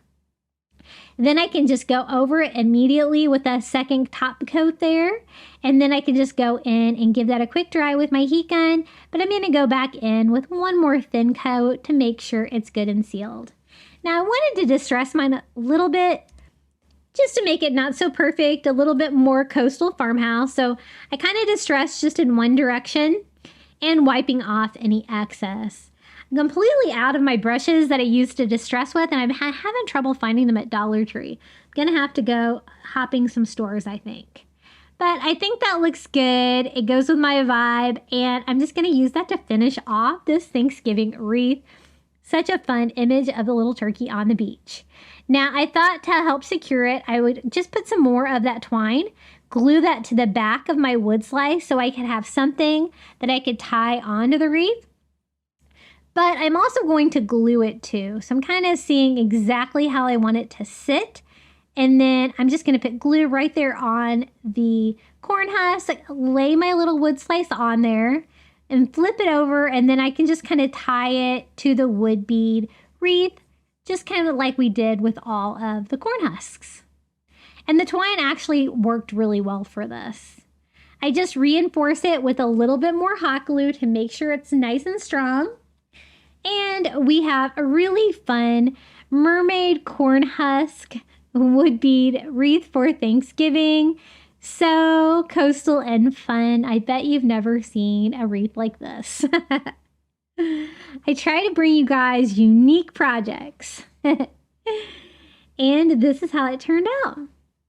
I love those wood bead wreaths. I've been DIYing with those a lot more. At first, I really wasn't that crazy over them, but now I am in love with them. And I think that little turkey on the beach really finishes the wreath off nicely and screams Thanksgiving. Hey guys, I wanted to take a quick moment out of today's video and let you know about my Facebook group. I always have it linked in the description below. You'll find out when I post new videos, and you'll get to see what everyone else has been DIYing. I also have Facebook, Instagram, and TikTok, and Pinterest, and my handle is Crafty Beach on YouTube. Okay, for the next DIY, we're going to take some of these little metal candle holders from the Dollar Tree, and we're going to give them a coastal Thanksgiving makeover. We're going to add them to these little chunky wood hanging decor from Dollar Tree, and we're going to use some beachy blue long taper candles. Now for the little wood chunky pieces, I'm just going to cut the hanger off of those, and then I didn't really like the gold color on the candlestick, so I'm going to go in and paint mine a beachy color. I wanted it to kind of look like sand, and I do have this khaki colored spray paint, and I find that works the best for metal things like this. So I'm going to grab them. We're going to go outside, and we're going to spray paint these real quick with one coat of spray paint. They painted really nicely and dried really quickly. Now, they have little circles on them, as you can see, and my plan is to cover the little circles with some Dollar Tree sand dollars. Now, these are from the Shore Living line too.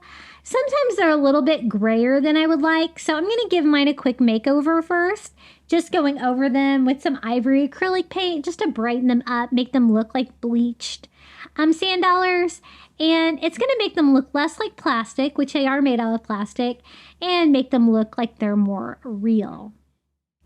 So I just give them a couple of coats until I'm happy with them, and I thought these would be the perfect thing to cover the little circles on the little candle holders to make them extra coastal. Now for the bases, I wanted to make them more substantial, which is why we're going to add these little chunky circles to them. But I also want these to be decorative too, so we're going to cover these with some burlap. This is just a scrap piece of burlap that I have from the Dollar Tree, but I think it's going to be plenty to cover these. Now I noticed when I set the burlap on them, you could still see the fact that they had like hanging holes on them. And so I'm just going to go in with a little bit of Dollar Tree spackle and just simply fill those up so you can't see that through the burlap. I love crafting with these things. I think they're so versatile and fun. I'm going to go ahead and cut out a square for each one of our little circles here. And we can always cut those down to size after we glue them on. I'm just going to use Mod Podge. And I'm going to do a nice healthy coat here to make sure that there is enough to kind of seep through the burlap and glue that on there. And I have a different plan for the edges of them that's going to be easier than trying to cut that burlap down to size. I don't want it to fray or anything like that. Now, once I get it on there, I also went over the top of it with another coat of Mod Podge to make sure that it is super wet. So I'm using a sponge brush from the Dollar Tree, and I just kind of push that sponge down to make sure that that glue really saturates it. I dried them with my heat gun, and then I'm just going in with some super sharp fabric scissors and cutting them as close as I can to the wood, trying to still kind of get a nice circular shape. And that one looks pretty good. We're going to do the same thing here on the other one. Now we're going to attach the little metal candle holders to these. And I think burlap's a great option because it's got all the holes in it, so I'm going to be able to glue it down directly to the wood. Now for the sides, we're going to use that burlap ribbon that I got at Pop Shelf again. And it's the perfect size for the sides on this. So I'm just going to hot glue it all the way around. That way it stays nice and tight. And this burlap goes great with the Dollar Tree burlap. And it was a really fun, easy way to cover the bases of these. I don't really want any of the edges sticking out, so I just kind of make sure everything's kind of secure and tucked down in there. And then we're going to do the same thing here with our second candle holder. And I've had those little candle sticks for a couple of months, and I had no idea what to do with them. And I'm glad that I finally figured out something to DIY. But I knew I could make them into something cool. On their own, they're a little small. And I thought they could be more spectacular, so that's what we're going to make them. So our bases are complete, and we're just going to sit them right on top. I think that it's going to be a really good size. But first, I think we should go ahead and attach the sand dollars. Now, the sand dollars fit in there just perfectly, barely enough room for the candle, but there is. And I actually just glue mine to the top, just kind of looking to see where it's going to be the best place to contact those. Now, I want these where I can use them on the table, so I want them to be beautiful from both sides. So we're going to do a sand dollar on the front and a sand dollar on the back, just gluing them both to the metal ring, and it's basically going to cover up the entire metal ring. We're going to do the same thing here on the second one. And you know, you can like put these with like sand dollars together. You can put them with sand dollars apart. You can put them on each end of your table. You can get creative with these. But it actually turned out really good, and I was really happy that I made these. I think these are going to look so great on my table for Thanksgiving. Now, I do add a little extra hot glue down in between, but then I didn't really like the fact that you could kind of see like the metal ring down inside. So I am going to disguise that in a minute, and I'll show you that. But at first, I just decided to try to just paint the sides of the sand dollars. But I was thinking, you know, these are going to be on my Thanksgiving table. You're definitely going to be able to see inside of those. So I actually did decide to fill in that crevice in between. And I'm really glad that I did because I think it makes them look so much better. So to do that, I'm just going to use Dollar Tree spackle again. And just take some of it and kind of push it down. The void is not very big, but it's going to kind of give it more of a sea biscuit thickness if you're looking at it from the top. But I think it looks a lot better than being open like that and being able to see that gold ring underneath. So I just start like at where the candle holder is and kind of go around anywhere that you're going to be able to see it, just kind of filling in that gap. And again, I'm really glad that I decided to do this step because I think it made them look so much more high-end. And this stuff dries pretty fast. It paints well too, so it really kind of all blends in the end. And this is why, we painted the sand dollars ivory. So once I get them dry, I did have to go in and kind of paint the spackle, the ivory color, just to make it all blend in. And doesn't that look so much better? I'm really glad I decided to fill that up. Now, once I get these all filled in and painted, then we can go ahead and start assembling our candle holder. I have the burlap base, which is going to be nice and heavy and is larger than the metal candlestick.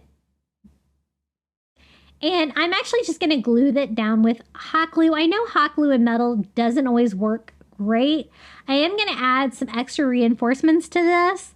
But, if you're not doing a crafting video like I was, you might have more time. You might be able to use some stronger glue. And I just kind of center that right down onto my candle holder. And we're going to do the same thing here with our second one. So just a bead along the metal candle holder and lay it right on top. And again, they are going to need a little bit more reinforcement because that hot glue in the metal is not going to be too permanent. But this is what they look like so far. The khaki color that I painted the metal candlestick is not too different than the gold color they were before, but I kind of like it better like this. You could always cover yours with a little brown sand if you wanted to, because we're going to make them nice and beachy. Now for the candles, I found these great blue colored taper candles from the Dollar Tree, and I thought these would be great for like a coastal Thanksgiving theme. At first, I thought about painting them with my Posca paint pen, some kind of design on there. I couldn't really think of anything that I really wanted to put on them, so I decided just to leave mine plain blue this time. They fit in here very nicely. You just kind of have to wedge them down. They don't really move around at all, which is going to make them even safer to burn. So we're just going to go ahead and put both of those in. You might want to reinforce yours a little bit before you do this because you do kind of have to add a little bit of pressure on there. But like I said, it was kind of a tight fit with the sand dollar on there, but we made it work. Now to reinforce it, I'm just going to go around the outside with a bead of hot glue. And we're also going to go back and add another layer to that so you can't really see the hot glue on there, and it's going to actually reinforce it a little bit. But I let that glue set up, and then I decided just to add a little bit of white. So the macrame cord from the Dollar Tree, we're just going to do one row of that all the way around. Hot gluing that down too, and that's going to really give something that's going to connect the metal candle holder to our burlap base. And it matches the sand dollar, so I think it's going to look nice with the color scheme on this one. Now, like I said, you could add sand to the bottom of these because we are going to decorate them a little bit more to make them a little bit more coastal with some seashells, of course. But again, just the macrame cord all the way around. I kind of did my seams on the side where it'd be a little bit less noticeable. And this is what they look like so far. I think they're looking nice and fun and really sturdy. Now for the seashells, we're going to use these little shells that you get in the glass bottles at the Dollar Tree. I kind of want a variety of different shells, but kind of going with our color scheme of the white and tan and kind of alternate them so they're kind of like mirror images of each other. That way, when you're looking at them, they'll have different shells on them. And I'm just going to hot glue those down. That's why I was saying if you wanted to add a little bit of sand to these, you totally could. I thought about it, but I kind of wanted the cleanness of just the metal top on them like that to be on my kitchen table. And I just secure them all with hot glue, and this DIY is complete. I think we took those little metal candlestick holders from the Dollar Tree and made them really beachy and fun for Thanksgiving. And I love the color of those candles. I think that's the first time I've seen them in that color. It definitely goes with the color scheme that we're using today. Aren't they cute? This is what they look like with like the candles closer to each other. I kind of went back and forth about turning them different ways to see how they look, but I kind of like them like that. Okay, for the next DIY, we're going to use one of these little Be Thankful metal buckets from the Dollar Tree. It kind of has like blue leaves on it, white pumpkins, so it really kind of goes with our color scheme. And I thought we could make a little coastal Thanksgiving flower arrangement. I didn't really have any of the round foam to go inside, so we're just going to take some spare foam and cut it down to pieces, kind of fill it up. And we're going to use some fall flowers that are blue and some of the little mini pumpkins and gourds from the Dollar Tree to fill this up. I thought at first about adding some of those coral ornaments. I did decide against that. I didn't really think it needed them. Now I just go in and fill in my foam with some Spanish moss. And I have some leftover of the corn husks, and we're actually have another DIY project with more of the dyed corn husks. So I thought these matched the flowers perfectly. So I just go around the edges of the tin bucket, just adding a little bit more character to it. Now I only have one of these little blue flowers from the Dollar Tree. They're their hydrangeas, and I think they're so pretty. I'm going to go ahead and just cut them all individually so we can arrange those in the foam. I'm kind of avoiding the green leaves on there because I don't really think that goes with fall very much, but these are one of the fall flowers. And I didn't think at first I was going to have enough to fill up this whole bucket, but it actually did a pretty good job because we're also going to go back and we're going to make little fall picks out of the little gourds from the Dollar Tree. Now they're already white, but they do kind of have like a black speckled pattern, kind of like the Easter eggs at the Dollar Tree. And I don't really like how they're painted. So I'm going to choose like 2 of the gourds and 1 of the pumpkins. And we're going to make little picks using some of these skewers from the Dollar Tree. I thought we could go ahead and put them on the skewers. It's going to make them a little bit easier to paint. And I think 3 is going to be a perfect number. Now the skewers are way too long, so I'm just going to go ahead and kind of cut them in half. That's going to make them about the right length. And then just stick those right in the bottom. That way I can use those to hold them while we paint them, but then it's also going to serve the purpose of attaching those into the floral arrangement. Now again, they're already white, and we're just going from white to ivory, so it's not a big change, and I'm just doing 1 coat. I just wanted to kind of soften them up and soften up that black speckle pattern on there. I wasn't a big fan of that. This gourd is kind of a really unusual shape, but I kind of like it. It's kind of cool.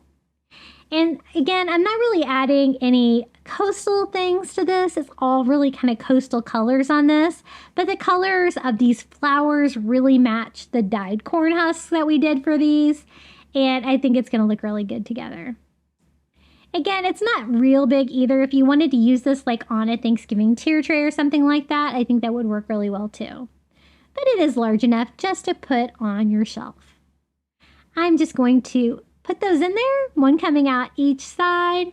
And this one was really quick and easy. A little Be Thankful pail full of blue florals for Thanksgiving.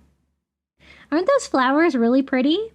They're almost the perfect shade to match that dyed corn husk from our mermaid corn.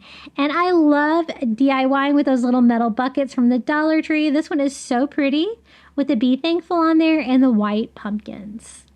Again, not really that coastal compared to some of the other DIYs we did today, but definitely coastal color.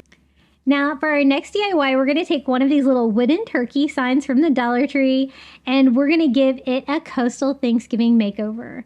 I start just by removing the hanger on it and kind of deciding which way I wanted mine to go. And we're going to give it just a really quick driftwood stain by mixing some ivory acrylic paint together with some Antique Wax by Waverly. Gives me this perfect shade of driftwood, and I just go over that raw wood turkey all with one coat. It's kind of almost just a stain. I didn't want anything too thick, but look at that really cool wood grain that's left behind. Now, these are the remaining corn husks that we dyed teal, and I thought these would make great turkey feathers. Now, I don't want them just to be the blue color. I thought we would mix it up, so we're going to use some of the regular colored corn husks as well. I just go ahead and make a new hanger for it now that my paint is dry on there. And by tying a knot there on the top, and look how cool feathers the little corn husks make. I thought this would be a really fun idea, and it really turned out really decorative and fun. Again, I kind of want to mix it up with these regular corn husks. And so I'm just going kind of maybe like a ½ inch to an inch. I just peel them apart into strips like that, and they make perfect little feathers. We're going to go ahead and leave like the entire sign intact. All the little bumps on the back there for the feathers will be covered up by these. And I kind of want to just alternate randomly. So I'm just going to go through every feather, and we are just going to glue one of the little plain corn husks right down. Kind of having it go way off the side of the turkey. It's going to be kind of big and fluffy. So I just do one of the natural color corn husk in each one. And you can see they're all a little bit different, but it kind of adds to the character. Now, these are the corn husks that we dyed teal with the fabric dye. And I'm just going through, and we are just hot gluing one of those in between each one of the other feathers. And we're just going to keep doing this, repeating that pattern until we have a big fluffy turkey tail. We're going to leave like the head and neck and body and the feet, all of it just that driftwood color, because I think we're going to get plenty of decor here with the feathers. And I really like mixing the dyed corn husks with the regular corn husks like this. I think it made it really colorful and fun. Now, I did one of each and it was just still too thin. So we're just going to go back and just keep adding layers until I cover up all of the wood sign behind it, so you don't really see any of the wood feathers. You're only going to see the corn husk feathers. So we're going to need a few more. Again, these are super easy to shred, and they're really easy to work with. They hot glue really well. I think when you have them in the thinner strips like this, it makes them a little bit easier to work with. In one of my videos last week when I made the corn husk pumpkin, if you leave them all in one piece, they're really kind of hard to work with if you don't get them wet first. I do have some more of the blue, so we're going to go back and do another layer of those two, and we're going to kind of just keep working at it until it's nice and full. Now, I know it kind of looks, unfinished on the edges that we are hot gluing down there, right there in the center part of the turkey, but I do have an idea to go back, add a little bit more decor to this turkey, and kind of cover that area up. But I just wanted to make sure that you really couldn't see any of the little wood feathers in the back, and just gluing that straight to the back feather there if I need to cover it up. And I really like this. You can dye those corn husk any color you want. You can kind of do any kind of colored turkey you wanted. But again, we're doing coastal for this one. So I think the blue and the ivory color goes together great. Now to cover that area where we glued all of our little corn husk feathers down, I thought these little blue fall leaves from the Dollar Tree would be perfect. They come in like 2 different sizes here, and a little bit different color. We're going to kind of mix them together. So I'm going to do 2 of the larger blue ones and then 1 of the smaller, lighter blue. And I thought we could just kind of fan those out. It's going to add a little bit more decor to our turkey here, but it's also going to cover up that area where the corn husks and the wood kind of all come together. So I thought it looked pretty good like that.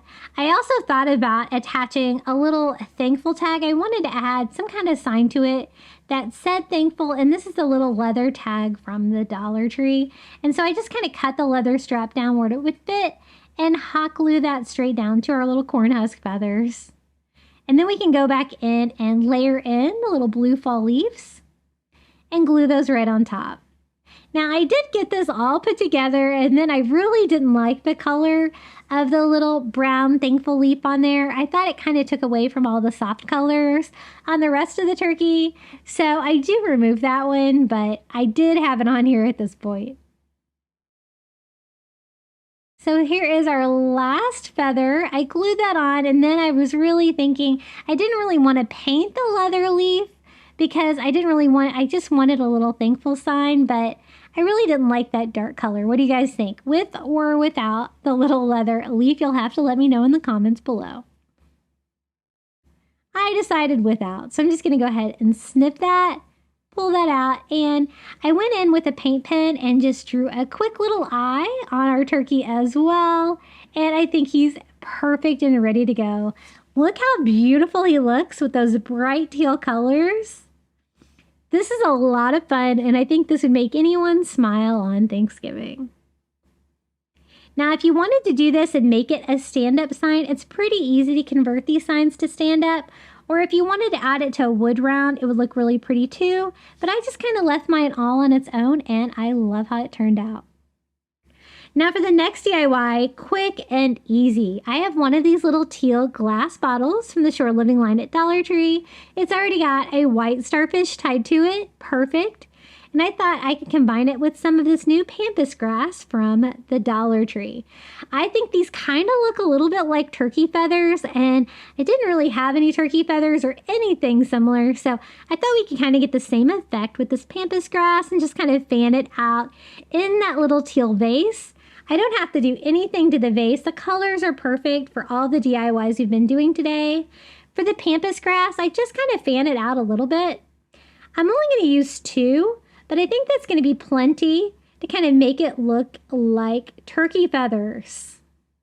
And I told you this was going to be quick and easy. That is how it looks. I love it. I love those little Shore Living bottles. Again, I always try to stock up on the Shore Living items like that so I can use them for different holidays throughout the year. And this is how it turned out. Nice and fluffy. I thought about cutting it to try to make it look more like a feather, but I think they kind of already look like feathers, so I didn't think that was necessary. Quick and easy, and only 3 items from the Dollar Tree. Now for the next DIY, I picked up one of these pumpkins. These are new this year. Aren't these really nice?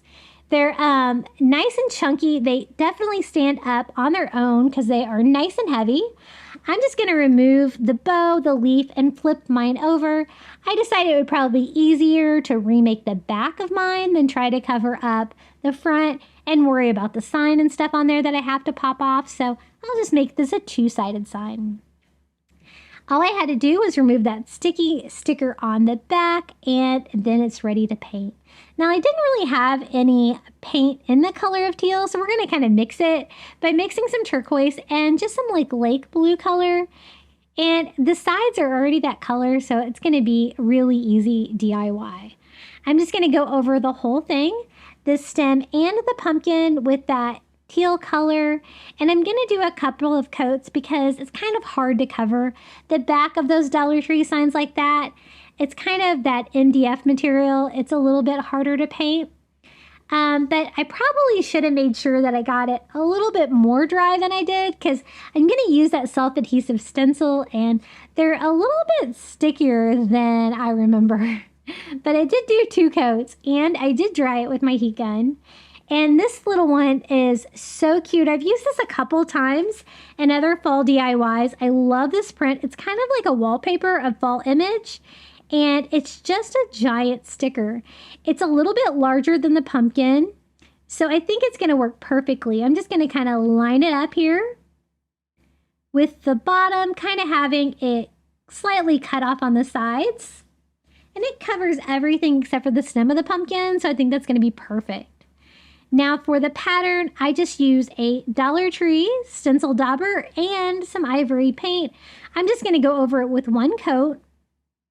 I was a little worried about the stencil adhesive on that, so Once I got that painted, I just gave it a quick dry with my heat gun and peeled it off quickly to try to minimize any paint damage. And as you can see, I did have some paint damage, but I think we can salvage it because I did want to add something to it anyway, so I think that's going to work. And I want it to look really coastal for the coastal farmhouse vibe, so just using a standing sponge from the Dollar Tree, I just go all over it to kind of rough it up a little bit. But look how beautiful that pattern is. I think it looks so much better on this side. Now, I wanted something coastal to add to it, so I'm going to use a Dollar Tree sand dollar. Again, these are a little bit tinted gray, so I'm just going to give mine a makeover with a little ivory paint. And then we can just attach that sand dollar to the front. You won't be able to see the area that got damaged by the stencil, but be careful with those self-adhesive stencils from the Dollar Tree. They're a little bit stickier than you would think they would be. So I'm just going to glue mine right on top. It's going to make this a little bit off-centered for where I would probably normally put it, but not too bad. At least it's centered, right? And then I didn't really have enough of that stencil pattern to cover the stem of the pumpkin, so I do want to go back and kind of decorate that as well. But basically, I think that great fall design that we hand painted on there, combined with the little sand dollar, makes it really beachy and fun. Now, this is some of the shore living twine I've been using today. It's the brown and the white. It's kind of like a baker's twine. You can kind of use whatever you have. I just tied mine around the little pumpkin stem, and then we're just going to simply wrap that around to cover the entire stem. Now, the sides of it are already teal, so it goes perfectly with the little pumpkin that we DIY'd. This one was quick and easy, but a fun DIY for Thanksgiving, especially if you're going for the coastal theme. I'm just going to hot glue that once I got it all covered and trim off the excess. And then I thought just a final touch to the top. It already had this little raffia bow on the leaf that was on the other side, so we might as well use it. I think that will look really cute. I just take it off the leaf and hot glue that right there to the pumpkin stem, and this DIY is complete. I think it's so beachy and fun. I absolutely love that fall pattern. And this is how it turned out. I kind of like the distressed feel that we got from going with that stencil and having to sand it to match the scratches that were right there. But I think the sand dollar did a great job of covering that up for us. And this is how it turned out. I love those pumpkins. They're really pretty already, but if you DIY with them, they're even better. Now, this isn't, you can't find a whole lot of specific Thanksgiving DIY materials at Dollar Tree, but this is definitely one of them. The little thankful sign. I don't really like the way they do their hangers on here, so I'm going to go ahead and take that off. It's going to kind of get in the way too as we give this a makeover. I do like the little natural wood frame, so I'm just going to tape that off with some painter's tape. And we can go in and paint this and make this look coastal. I wanted to go with like the teal and like the ivory color scheme that we've been doing and make it super beachy. It's already got this brown background though, so I am gonna have to kind of go over that darker color. Again, I mix a little turquoise with that lake blue color to give me this perfect color of teal. And then I'm going in with a brush so that I can kind of get in between all the letters of the word. I kind of wish these came separately because they can be a little bit challenging to paint, as you can see. The reason I use the brush is so that I can get in all the tops and sides of all the letters. And I also want to kind of go back and get all of the cracks in between the slats on the boards too. And just trying to get as much coverage as I can with that.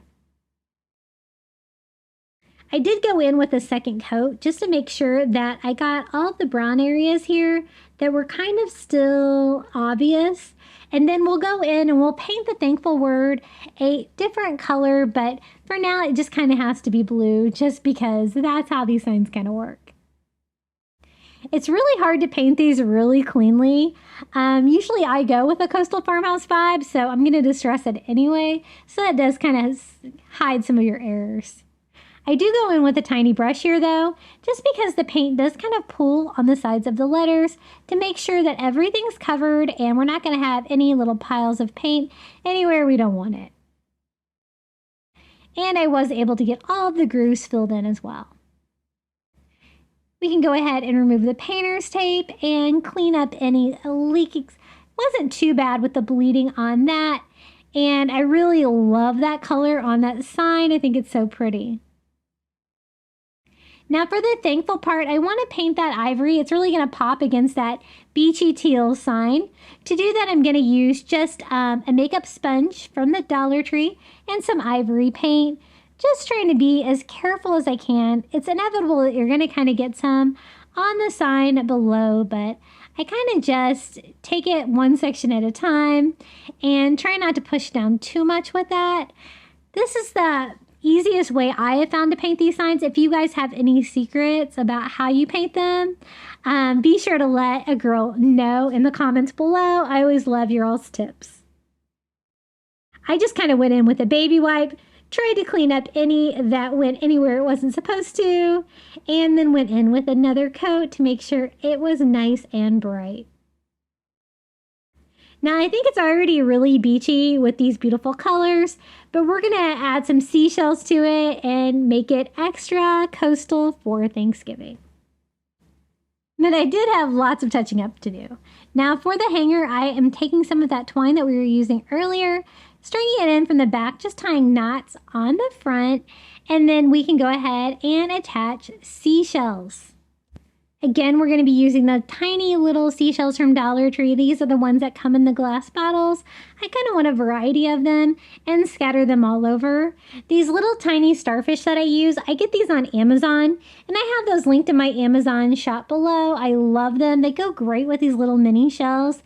They're all about the same scale. And just kind of scatter those all over the sign, any of the areas that don't really have any letters from the thankful word. And then I'm just going to attach them. They're all pretty small. They're easy to glue down with just a couple dots of hot glue. And I love how it turned out. I think it looks so pretty in this bright blue color and super beachy for Thanksgiving. The colors on the seashell and the colors of the sign I think go really well together. Quick, easy DIY for your coastal Thanksgiving. Super easy, and I love how all of these DIYs that we just did all coordinate and look great together. Okay guys, last set of Thanksgiving DIYs. Now we're going to switch to a more traditional theme for Thanksgiving if you don't necessarily want to decorate for coastal, and I've got a lot of great ideas. So let's get started. The first one we're going to make is a gourd turkey. We're going to start with one of these little Dollar Tree foam gourds. This is the largest gourd they had there. I wish it was a little bit larger, but it actually turned out perfect for this. So I'm also going to use some of the fall eucalyptus they have from Dollar Tree. And I picked out like the maroon, the green, and the red just to kind of mix it up. One bunch of each one. And what we're going to do is we're going to turn this little gourd into a little gourd turkey. And these are going to be the turkey feathers. So I want like the stem of the gourd to point front. I think it kind of looks a little bit like a beak. And so that's what we're going to use it as. So I'm just going to grab my red ones here and just kind of scatter those out. I have a total of 5. So I did one in the middle, one on each side, and then I can go back with the other 2 and go about halfway. And I'm just trying to do it on the back where they'll fan out like turkey feathers. So that's what it looks like so far. You could totally all do the same color if you wanted to. I thought it would be more colorful if I mixed it up a little bit. So for the maroon, the dark or maroon brown ones, I only did 4 so I could kind of scatter those out. And then for the green ones, I go a little bit further down. And I'm going to go ahead and use all 5 of those, just kind of spacing those out evenly between all the different colors. So they all kind of like lay like in a fan, nice and full.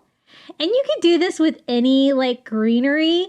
I think this looks really pretty with the eucalyptus, and this is how it looks so far. I was thinking maybe I should do something to the stem of it. maybe change up the color of it, and it doesn't want to stand up. It's a little back heavy there. So I am going to use one of these little wood slices from Dollar Tree, and we're just going to make a simple little base for him. So he'll be, won't be tipping over. It'll be nice and strong. So I just flip it over, and I'm just going to put a nail right through it. And that way I'll have something that I can actually pierce the foam gourd with. And then I thought for stability, I might as well do two. So that's where we are. I'm going to use those nails in combination with hot glue. And we're going to secure the little gourd to it. I thought it would be like really rustic and cute to do the little wood slice. I love decorating with those. They're so fun. And I just glue that in place, our little turkey here. I think it turned out so cute. I was really happy with it. I was really kind of struggling to, I wanted something that would last year to year. So I wanted to use like a fake gourd, but you could totally make this with a real gourd too. And you could probably make a larger one. But this is what we have so far for our little gourd turkey. And then I am going to paint the beak of it with this golden sunset color. These come off pretty easily, and they're easier to paint if you just go ahead and pop them off. And I'm just trying to cover up that bright green stem with the yellow, that golden color. So it is going to take several coats to kind of cover that up. Doesn't have to be perfect, but I did about 3 coats here. Once I get that dry, I'm just going to go ahead and poke that right back in, right where I got it. And I'm trying to make sure that I don't get any paint on my gourd. And touch it up here and there for where I touched it. And that is all there is to it. This is our little gourd turkey. I think it's super sweet for Thanksgiving. Super creative as well. And I'm really happy with how it turned out. What do you guys think about the little gourd turkey? This is how it's made, and it was great that I could just shove the little eucalyptus straight into the foam gourd. Made it really easy to construct without having to glue anything in place. And this is how it looks. I really like using all the different colors. I really thought about, I was going to make more than one of these, but I could only find one of these gourds at Dollar Tree today, so we're just going to have one of these little turkeys, but I think it turned out so cute. Super fun. Okay, are you ready for another Thanksgiving DIY? This one's going to be really easy. I found this great, like, bronze gold charger at Dollar Tree today, and I think this is going to be perfect for a giant, like, Thanksgiving plate for display. So we're going to do that with just some Dollar Tree window clings. These are great because you get 2 of them in a package for $1.25, so super cheap. And look at this beautiful Happy Thanksgiving like wreath with the corn and the pumpkins and stuff. I think this is going to look so pretty on this little charger. And then we can display it as a display plate. Now, to attach the window decal to the charger, I'm just going to use Mod Podge. I think I probably used too much. Sometimes the Mod Podge can come out pretty easily. You're probably going to want to use a little thinner coat than me because I did get a little bit of cloudiness. And then I am just going to lay my decal right in here, trying to center that and smooth it out. You want to make sure that you get any of the bubbles out and that it's laying flat directly in contact with the charger. I'm going to smooth it out here a little bit. And then we're going to go back with the Mod Podge and we are going to actually Mod Podge on top. Because I want that matte finish, I want to kind of seal in that really glossy window decal to make it look less like a decal. And then I'm also going to go over the entire charger with the Mod Podge too, so everything will have kind of the same sheen. So instead of just going in one direction, I kind of did circles on this, kind of made sense. And then I'm going to go in with my heat gun and start the drying process on this. I kind of had a lot of Mod Podge on there, but I think it looks pretty cute so far. So this is what it looks like. There was a slight sheen still from the plastic, and kind of glittery pumpkins that I wanted to tone down some more. So I did go over it with another thin coat of Mod Podge and gave that a quick dry. And this is how it turned out. I think it's so pretty and makes a great display piece for Thanksgiving. Now I'm going to display it with one of these large plate racks that I got at Dollar Tree. And it's clear, so it will be a perfect match. And it is just the right size for like the giant charger plate to be a display. Isn't that image like so cute? I absolutely love it. And I love this charger. So here's a little close-up view of our little Happy Thanksgiving plate display. And this is going to be a great decoration because it's nice and large. You won't have to have as many decor items. And I love the finish on that charger. Isn't it so pretty? It's going to go great with a lot of the gold fall DIYs that I just made in a recent video. Okay, the next DIY, I wanted to make a ornamental corn display. When we grew up, we always called it Indian corn. I don't know if it's still appropriate to call it Indian corn, but I saw that a lot of people are calling it ornamental corn now, or flint corn, you know, the corn that is so beautiful. And I want to try to recreate that. So I'm going to use popsicle sticks for that. Now to create a base for the corn on a cob kind of thing, I'm going to take the jumbo popsicle sticks and I just glued 2 of them on top of another one going down a little bit so it kind of has like a pointy tip. That way it's going to give me a base where I can glue everything to. And I wanted to use popsicle sticks to try to make the individual kernels of corn. So I'm going to use a combination of Dollar Tree popsicle sticks.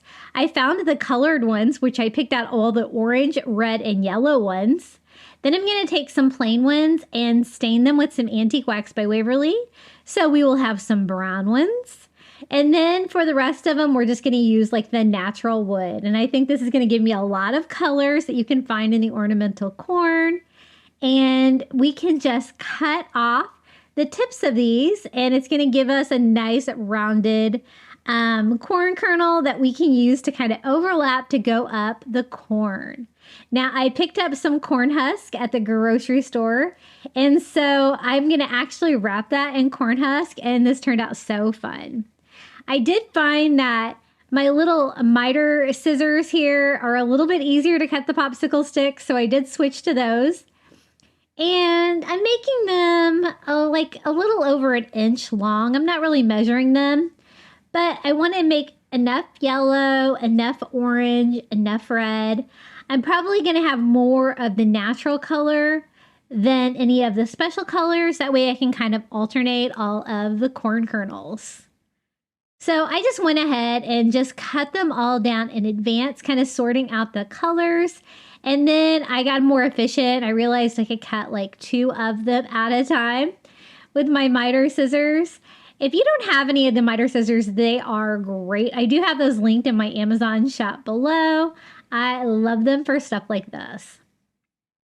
So with the natural wood popsicle sticks, I'm going to cut those down too. Again, I want a little bit more of those than the other colors.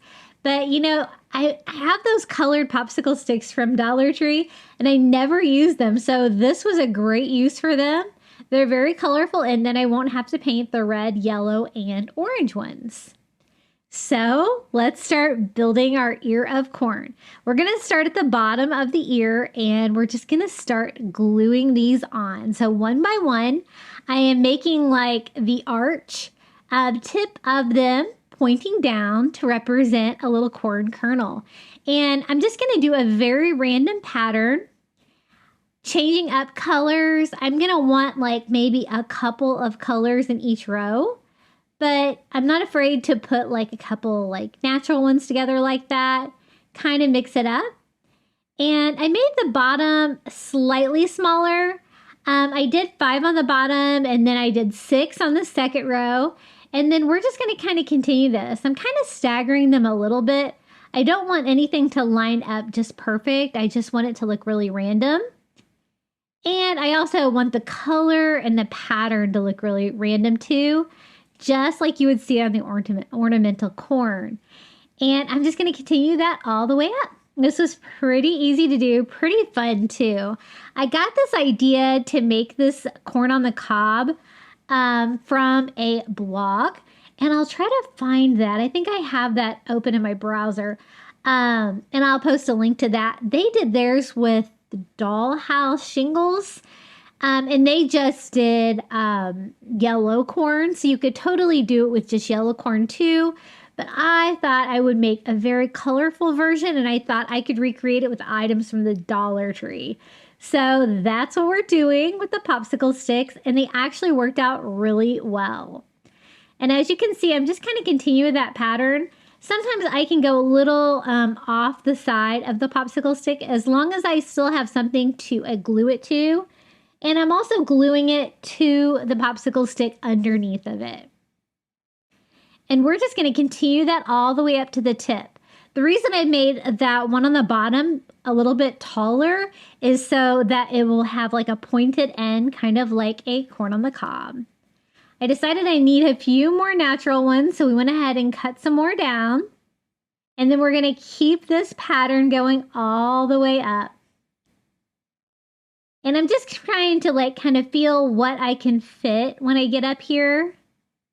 Because again, I want it to be like kind of pointy. So I'm just going to kind of overlap these. These were kind of sitting up a little bit more than normal. But as long as I was able to glue the top and the bottom down, it worked pretty well. And then for the top row, probably only 3 of them will fit. And I want it to kind of be a pointed end. It's kind of jagged the way that the popsicle sticks are. So I'm just going to go in with some heavy duty scissors and kind of cut corners on those just to kind of give it that pointed look like a corn on the cob. This was a really fun DIY to make for sure. I'm going to go in with some of the corn husks. I got these on clearance at the grocery store. And we're just going to go ahead and start with these. I have another DIY with these as well. I got this huge package of these for like $3, so great deal. I'm just wrapping the corn husk around our little corn on the cob. And then we can kind of attach it to the front with a little bit of hot glue. I thought mine was a little bit wide, so I'm just going to trim that down a little bit so it's not too frilly on the back of that, because we are going to make a stand for this as well to display it. So I wrap a second corn husk around because the first one was not long enough, and I'm going to want to use multiple for different layers of the corn husk to kind of make it look more realistic. So I just glue those ends to the bottom there. I have this little scrap piece from when I shortened the first one, and so I might as well take advantage of it. We can make some little strips. Trimming those up, kind of making those look random. I want those to be different sizes, and gluing those on the front as well. Just kind of framing it out and making it look like there is an ear of corn in there. I think it's looking very colorful and very fun. I do trim the corn husk a little bit to kind of give it that corn on the cob shape as well. And then I'm going to go ahead and take another one and kind of rip it into sections. So I did like a third of it going out one direction, another third of it kind of going out the other direction. Again, giving you that feel of a corn husk. Now I want to display it, so I'm going to use one of these little round circle wood frames from the Dollar Tree. And it can be any of these. I'm just using it for the stand. So I just popped off the circle frame, trying to get rid of any of that material. There are a few nails that stick out of it, but it's not too good. So I'll show you what I did to attach this because I wanted to make it super strong. Now I do want to stain it to kind of make it look pretty. So I'm just going to go in with some Antique Wax by Waverly and go over the base, the sides, and the stand here. And then I'm just going to go back and wipe off any of the excess, giving me this beautiful wood stain, super easy. And then we can attach our corn to it. I do hot glue to get me initially started. I want it to stand up and kind of tilt off to the right a little bit just for fun. And I didn't think that the hot glue was going to be strong enough. And so I am going to reinforce that just a little bit. I have to kind of go through several things of wood. So I tried kind of putting the staples in there, but they weren't really catching anything. So I switched it up to nails. And I was afraid they might go all the way through my ear of corn, but they actually didn't. It actually made it a lot stronger. And I wanted it to just kind of stand up on its own. I thought maybe one more nail here just to make sure that it is going to stay attached. And so we're going to drive that in the back of this little frame stand as well. And I think that is way better. We have our little ornamental corn in the corn husk, very fitting for Thanksgiving. I think it's so cute. I thought more of the scrap pieces, like right here in the front, would be cute. So I just pulled off some more strips, and we're just going to hot glue that right toward the base, kind of closing that up, making it really look like it is wrapped up. And this is how it turned out. I think it's so fun. What do you guys think about my little corn DIY? I think this is so fun and perfect for Thanksgiving. It was pretty easy to make too if you wanted to get any of the littles involved. And I think it's so colorful. I'm really glad I decided to go with all these different colors instead of just the yellow. And it was really fun decorating with corn husks as well. I found that they could be a little bit challenging on the next DIY we're going to do with those though. But on this one, it was pretty easy. Now on with the Thanksgiving DIYs. This one's going to be really easy. We're going to use a Dollar Tree vase and 3 packages of these little mini pumpkins and gourds. I got these at Dollar Tree today. I got like the red ones, the orange ones, and the green ones. I thought this would be really beautiful and colorful.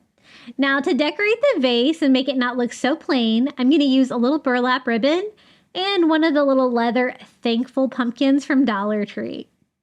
I picked up this burlap ribbon for $2 at Pop Shelf the other day. I really liked it because I didn't really have a burlap ribbon in this size, and I was really happy to find this. So I'm just going to cut out enough of the burlap ribbon to wrap around the wreath. And I really wanted something to glue the Thankful to instead of trying to glue this to glass, because I noticed the faux leather really does not want to glue to glass very well. So I'm just going to glue it to the burlap ribbon instead. And making sure that I have it good and down, because again, the faux leather and hot glue doesn't always play nice. And I kind of made like a little strap, a little belt to wrap around the plain vase and give it a little bit of Thanksgiving touch. I'm just going to hot glue that ribbon to it. I cut enough to slightly overlap it right here in the back, gluing it to itself. And easy peasy, we have the vase decorated. And then all we're going to do is fill this up with all of those beautiful, colorful gourds. I want to kind of like alternate the colors and just fill the vase up all the way. So I kind of want to alternate the colors. So I kind of switch it up and kind of see what's going to fit, so that I can get it as tightly filled as I can. As you can see, like the gourds, the pumpkins, they all have a little bit different shape. I thought you might be able to see the tag on the bottom, so I'm just going to remove that real quickly before I get any further on this. And then I'm going to continue filling this up. I want it to look super colorful, and I think these gourds are actually really pretty. I think they're painted nicely. And again, we're just kind of mixing up shapes, sizes, and colors, trying to get it as full as possible. We're not going to use all of these, but we're going to use most of them here. So I think that's probably as many as I can get in there. And that's all there is to it. Such a quick, easy Dollar Tree Thanksgiving DIY.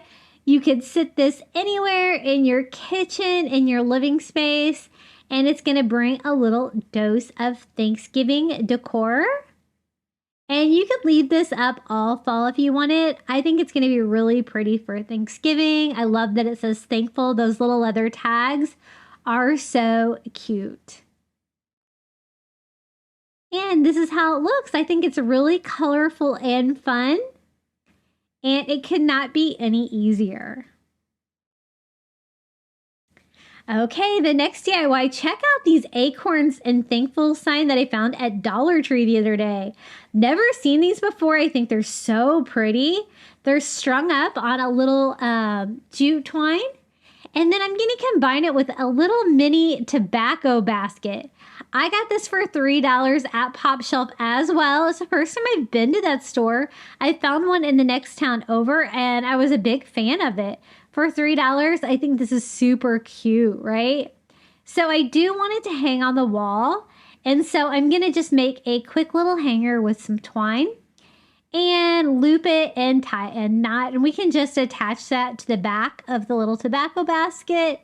It's nice and small, so I don't think it's going to be super easy or super heavy to hang. So I'm just going to attach that to one of the little crossrows here with hot glue and kind of centering that on the back of it. And then I thought that the little acorns and that little thankful leaf would be so cute inside. Such an easy way to decorate it. I do add extra hot glue there to reinforce that, and then I let that sit until it's set up. We're going to flip it over and just kind of lay our little acorns in here. I'm going to leave it all attached. I think it looks so cute like this, and it fits perfectly in this little basket. Thankful is going to be kind of sideways, but I kind of like the vibe. And then we're just going to start gluing the pieces down individually. So this is my little green acorn. And I'm just making sure that I have that good and attached. Just holding it down with the hot glue because it's going to be hanging on the wall. I don't want this falling off. I think that these acorns and this little sign are so pretty. They really don't need anything. I think the colors are great. The finish is great. No glitter or anything like that. And then I'm going to glue this one down almost straight here in the middle of the little tobacco basket. Have you guys been to any of the Pop Shelf stores? I didn't get a lot of stuff there, but I did get a few items like this that I was really happy with. I noticed they have dollar items and stuff like you would find at the Dollar Tree, but they also have more expensive items too, so it's kind of a mix. Everything's beautiful though. And I just glued all 3 pieces down, leaving all of the rope just to kind of do what it wants to do there. So again, another really easy Thanksgiving DIY. And I think it's so cute. And it really looks high end. See the painting on the acorns, how nicely that's painted with like the gold distressing on the acorn cap. So cute. And I love that little basket. I've always wanted one of those, and this is kind of a mini one. This is how it looks hanging up. I did have to kind of mess with the hanger a little bit to get it to hang straight. Okay, the next DIY, we're going to DIY one of these little foam pumpkins from the Dollar Tree. I always try to choose the white ones when I have a choice because it's going to make a difference. You don't have to paint them white to start a project. And I am going to cover it with the corn husks that I got from the grocery store. Now, I know that if you soak the corn husks, it makes them easier to work with. And I didn't want to do that because I wanted to hot glue it down. And I know that I wouldn't be able to hot glue it down if it was wet. So I don't know. I found that this was a lot more challenging than I thought it was going to be. Now, gluing the smaller part to the top of the pumpkin like that with the hot glue was actually pretty easy. Now, I want to kind of make it not so wide, so it kind of folded up upon itself and kind of wrap that around. It does go all the way around to the bottom of it, and then I'm just going to hot glue that to the base. Now, I found that hot gluing it to the foam worked a little bit better than hot gluing it to itself or anything else. So I was trying to hot glue it onto that tag that was on the bottom, and it was kind of fighting me a little bit on that. So I just used a lot of hot glue, and then I had to be patient and kind of let it dry. Now I got that first piece on there, so now I'm going to use a second piece and go straight across, kind of doing the same thing. So just going to glue it here, leaving room for a pumpkin stem. And again, that part was easy. This was the tricky part. So I kind of make it a little bit skinnier like I did before. And then I just apply a lot of hot glue and try to glue it to itself. I thought that this step would be way easier than it was. But again, I just kind of had to exercise some patience on this DIY. In the end, though, it turns out super cute. So I'm going to grab some more of these. I'm trying to use kind of pretty much the same size. And I'm going to hot glue it here. So we're going to do crisscross, like in a cross first. Then we can go back and fill in any of the missing sections. So again, on the bottom, I kind of fold it up a little bit using lots of hot glue. We're just going to glue that to itself and make sure that it stays. If you don't let it set up, it will come back apart. Trust me. I don't know if there's a secret on hot gluing the corn husks. If you know something, please let me know in the comments. I always appreciate your all's wise crafting advice.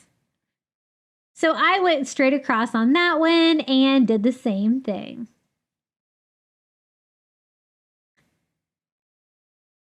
And just making sure that's secure. I thought about like trying to staple it and stuff like that, but I didn't think that would really work either. So we stuck with the hot glue. Now to fill in the little gaps in between, I think that one of the corn husks is going to be plenty. So I just glue the tip, and then just like before, we just wrap that around and we're going to glue that to the back. And that's what I mean. I just don't know why it was super difficult to hot glue the corn husks to each other. I don't know if it's because I am bending it like that and it's really, I'm just trying to bend it without actually cracking it or breaking it. But again, just hot glue in time, and I was able to get it to stick. And I'm actually going to put a base on this, so that's probably going to help keep everything together as well. So as you can see, that overlaps it nicely. It does stick out a little further, but I'm totally okay with that. I think that's going to look cute. And then we're going to have 3 more sections to do the same thing to fill in the 3 triangular gaps there. And I want to decorate this, but I don't want to make it super decorative. I really want the corn husks to kind of speak for themselves on this pumpkin. And I've done so many different DIYs with these foam pumpkins from the Dollar Tree. They're just such a perfect size to work with, and they're so fun. Making sure everything's together. I just have 2 more to attach here. And again, just leaving a small circular shape in there so that I can cut a hole in the top, and then we can add a stem in here. These were all pretty much the perfect length to go around one side of the pumpkin and kind of be hidden underneath without having to cut anything down. And we're almost there. One more piece and we have got a little corn husk pumpkin. I'm just looking for the perfect piece. I noticed some of them did have holes in them, but that's okay because it does kind of look a little bit rustic too, but I tried not to use them on my pumpkin. So last piece, I glued the tip on the top and then gluing it tight to the bottom. And then once I had it all wrapped in corn husks, I noticed it was really tippy. See, it does not want to lay flat. And so I am going to make a base with this. So again, I'm using one of these little wood slices from the Dollar Tree. And we're going to take a couple Dollar Tree nails here. I chose some longer ones and just go ahead and drive those in so I can kind of stab the foam pumpkin from the bottom. It's going to help keep everything attached. So very similar to how we did the gourd turkey earlier. I love these wood slices. I think they're so fun and rustic. So I'm going to combine the nails with hot glue, of course, and just set the base on there. And like I said, that's going to help kind of reinforce everything, keep the corn husks attached to the bottom of it because they weren't really very that stable. So kind of like that so far. And that's going to give me a nice heavy base and make this stand up properly. Now for the stem, I'm going to use one of these little wood stems from the Dollar Tree. Kind of leans to one side, so I think that's going to make a perfect pumpkin stem. And I'm just going to cut a hole here in the center of the pumpkin with my scissors and push the wood stem in there. I want it to be nice and tight. Just like that. I think it's so cute so far, a little corn husk pumpkin. I think it just needs a little bit more decorating, but this is what it looks like at this point. Now for the base of it, I thought it would be fun to decorate it with some of this fall berry garland. This is the one with like the orange and the red berries on them. And I thought we could just kind of string that around the little wood base at the bottom just to provide a little touch of fall and make it really look cute for Halloween. So I just kind of wrap that around until I'm happy with it.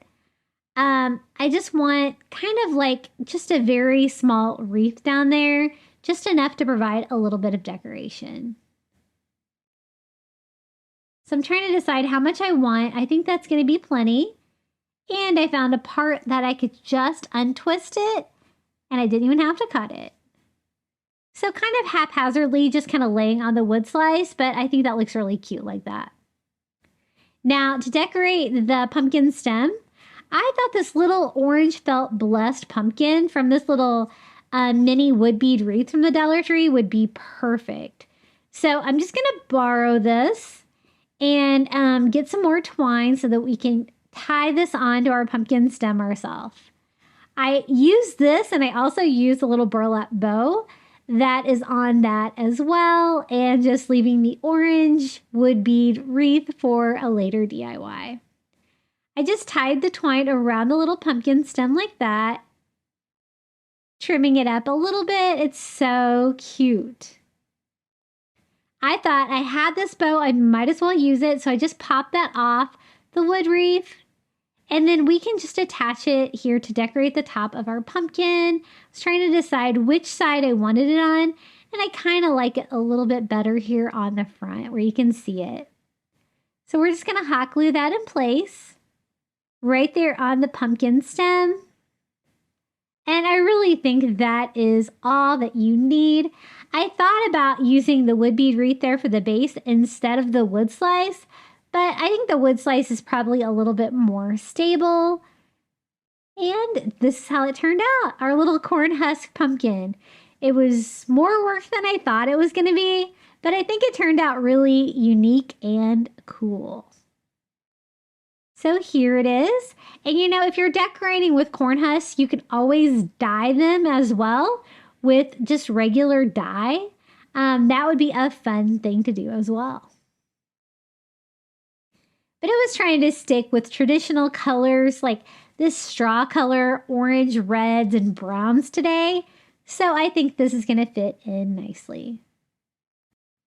Okay, the next DIY, we're going to take a Dollar Tree pumpkin. I wanted something that looked a little bit more realistic than the foam pumpkins, and this one's actually really pretty. It's kind of an orangish red. It's painted nicely. Just going to pop the stem off of it, and what we're going to do is kind of make this into a little pumpkin vase. I grabbed some wheat also from the grocery store. That was about $3 for that big bundle of wheat, and I thought we could do a really fun floral arrangement in this little pumpkin. So I'm just going to start gathering some of the wheat here. They're way longer than I need them to be, so I am going to have to kind of trim those down to size. And I thought we could just put them right inside the foam pumpkin. Now, the only thing I noticed about that is that just like before with the foam pumpkin, it was really kind of tippy. And I thought once I fill this in with all my florals, it's definitely going to fall over. So I start my plan to try to weight it down. Now, my first plan was to I thought it was hollow inside, and it wasn't really hollow, to my surprise. So I tried to cut as large of a hole in there as I can, and then I'm just using Dollar Tree pebbles to try to weigh it down. Now, I don't know if this really did any good, because I did have to use something else a little bit later in the DIY, but I did try to fill it up with pebbles a little bit.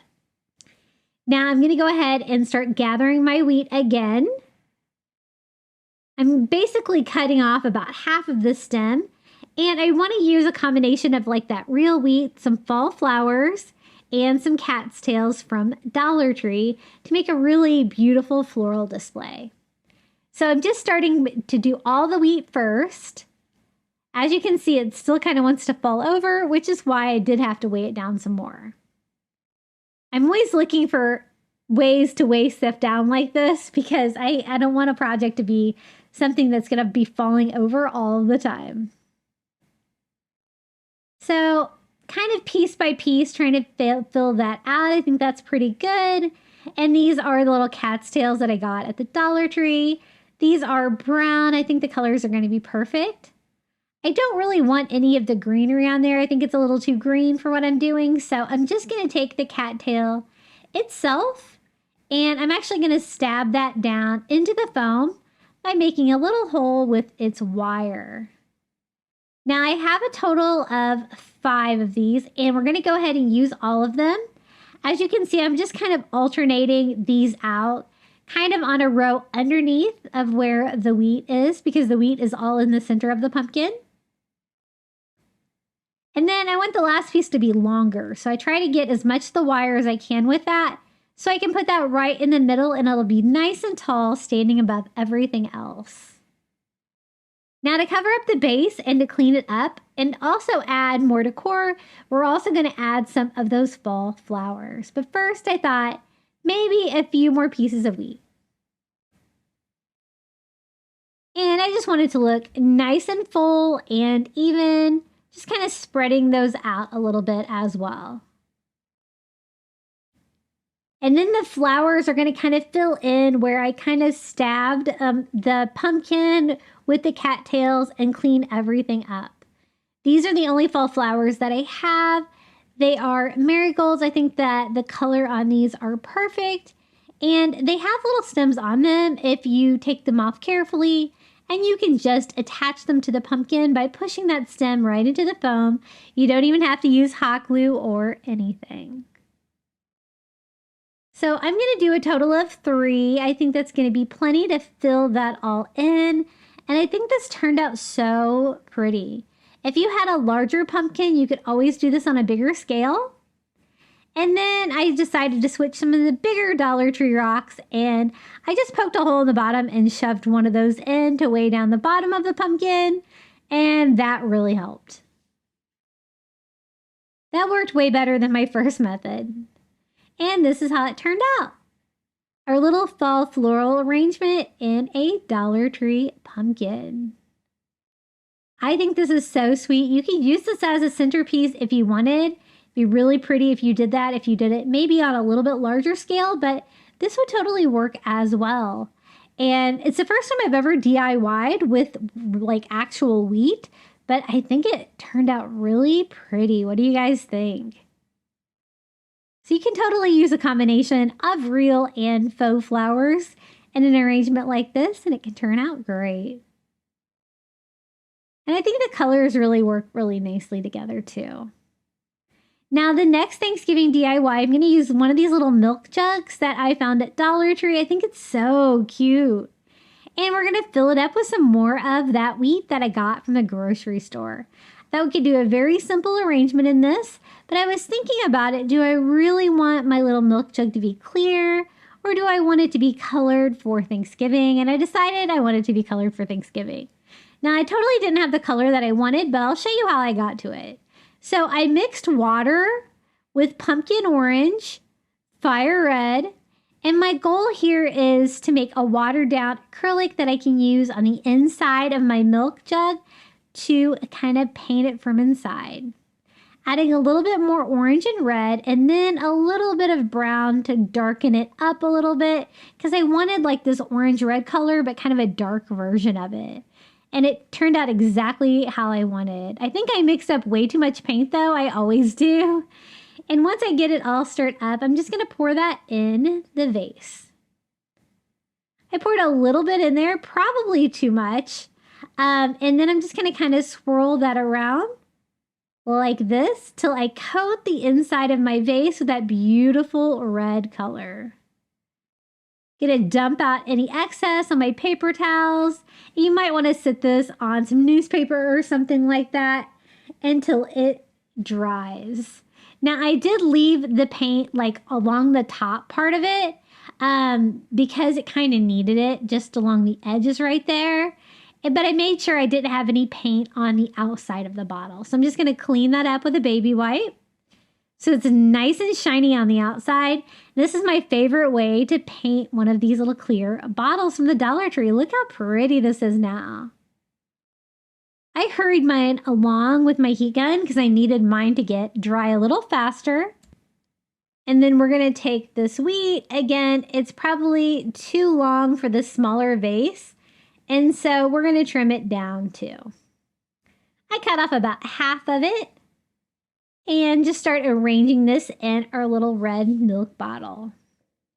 I'm really glad I chose that for the vase. I think it looks really cute. And we're pretty much going to use most of my wheat bundle in this. I do save a couple pieces for a later project.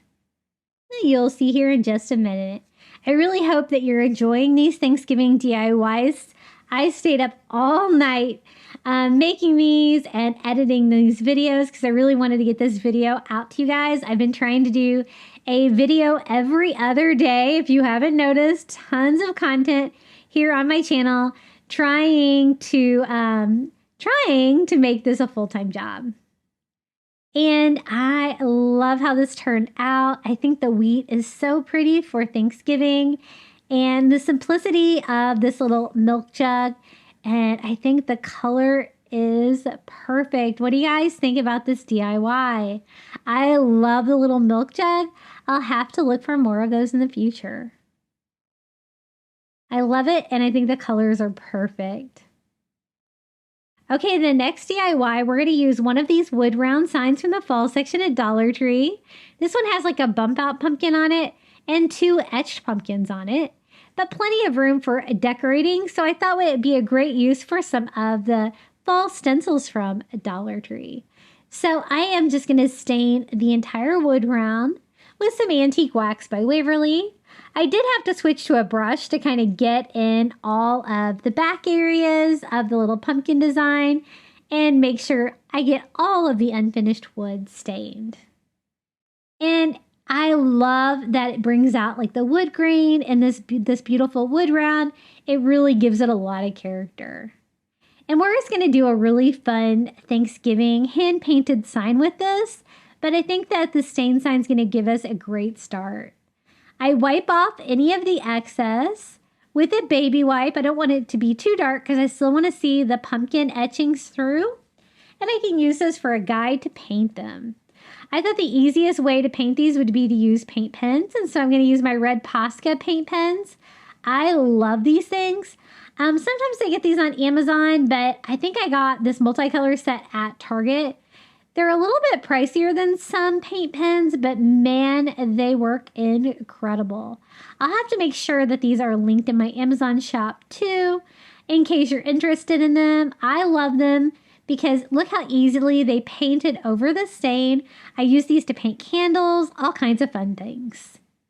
So I wanted to do traditional fall colors, so we've already done the brown. So I did one color in red, one pumpkin in red, and one pumpkin in yellow. Just kind of sketching out the lines that I could see through the stain first, and then going back with my paint pen and filling everything in. Now it's a little bright so far, the colors, but we're going to kind of stain it some more and kind of dull down the colors a little bit.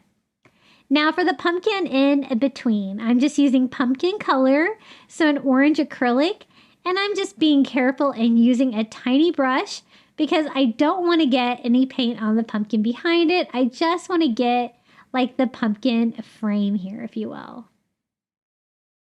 And I think the yellow pumpkin, the orange pumpkin, and the red pumpkin go really nicely together and really represent the colors for Thanksgiving. Just a few more areas here, and I think that looks pretty good. Now, I wanted to kind of clean these up a little bit, and I thought outlining them would help. I'm using a Sharpie. This is actually like a bronze color, but but it's really close to the Antique Wax by Waverly, and that's kind of what I was going for, just to kind of outline everything and clean it up a little bit. And I think that gave it a little bit of detail, nothing too drastic though. And I love using a combination of paint pens and Sharpies because the Sharpies work really well for stuff like that. Now here's the stencil we're going to use. These came in a 2-pack from the Dollar Tree, and we're going to use the one that says Thankful and Blessed. It also has like the acorn and pumpkin design at the top, but we don't have enough room for that, so we're just going to use the Thankful and Blessed. Now I want to continue the same color scheme, so I'm going to use my paint pens again. And I'm just using my paint pen on the stencil. I'm going to do the word thankful in red. And it was a little tricky trying to get in all these areas and try not to get any bleeding. And then I'm going to switch it up and do yellow for the blessed. And for the and. Now, I don't know why that the and bled, but the blessed didn't. I don't know why. And then I'm going to do this part of the ribbon in red as well to kind of mix it up.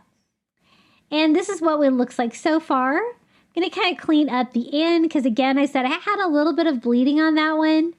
And I'm just trying to take off any of the excess paint. I can always go back and touch it up. Now, I didn't think it was very legible, so I thought it would be way easier to read if I outlined it. So again, I'm using Posca paint pens and I'm using white this time. And we're just going to go over and we're going to outline all of the letters here and really make like this thankful word pop. This DIY, it took many turns. You'll see here in a minute. You know, when you're working on a DIY and you're just not super happy with it, that totally happened to me on this sign. But in the end, I got to where I wanted. I also went ahead and traced out like the little ribbon to make that pop. Then I thought it would be really nice to go around the edges of this little pumpkin pop out with the white too, and really make that pop too. Just doing all of the edges with the white paint pen. Trying my best not to get it on my pumpkin below. And just outlining it with the white like that just really makes it pop from the sign. Now, I like the white, but I also want it to be, you know, a little bit distressed and stained. So I go over all of that I just added with some more of the Antique Wax by Waverly to kind of tone everything down. I'm also going to do that on top of our bright yellow and red pumpkins too. Again, toning it down. We're going to make a new hanger here. I just use a little bit of Dollar Tree twine. A good tip I have is I always hot glue the ends. It makes stringing it through way easier. And I always like to tie them in the front. So I'm just going to wrap that around, make a hanger for a little thankful and blessed. Then to frame it out, I thought I would use some of these little dot stickers from the Dollar Tree. I don't have a lot of room to frame it out, but I think we can make these work. They come in these long strips like this, which makes them really easy because they also have adhesive on them as well. I'm going to start right here on the pumpkin. I can't go all the way around there on the bottom because there's just not enough room with that pumpkin there, but I'll show you what I do to kind of cover that area up in the final project. So I'm just going to string these one by one, trying to push them down. They are pretty sticky. If you're going to use yours outdoors though, you might want to add some extra glue or hot glue to these because they might not stay on. And I go all the way around the circle at least as much as I can. And they were green, so I decided to add some green leaves down here to the bottom. Now, I told you that this project took many directions, and so I end up not leaving the green leaves on there, but I'm still going to show you kind of where we went. So these are the lamb's ear wreaths from the leaves from the Dollar Tree. And I'm just going to kind of trim them up and arrange them here at the bottom of the pumpkin. I kind of wanted to look like a kind of a pumpkin patch and to kind of match my green border that we did. And then I'm going to cut off some of those berries from that berry garland to kind of finish off my leaves there by adding some orange and red, just hot gluing those right in the center of our leaves.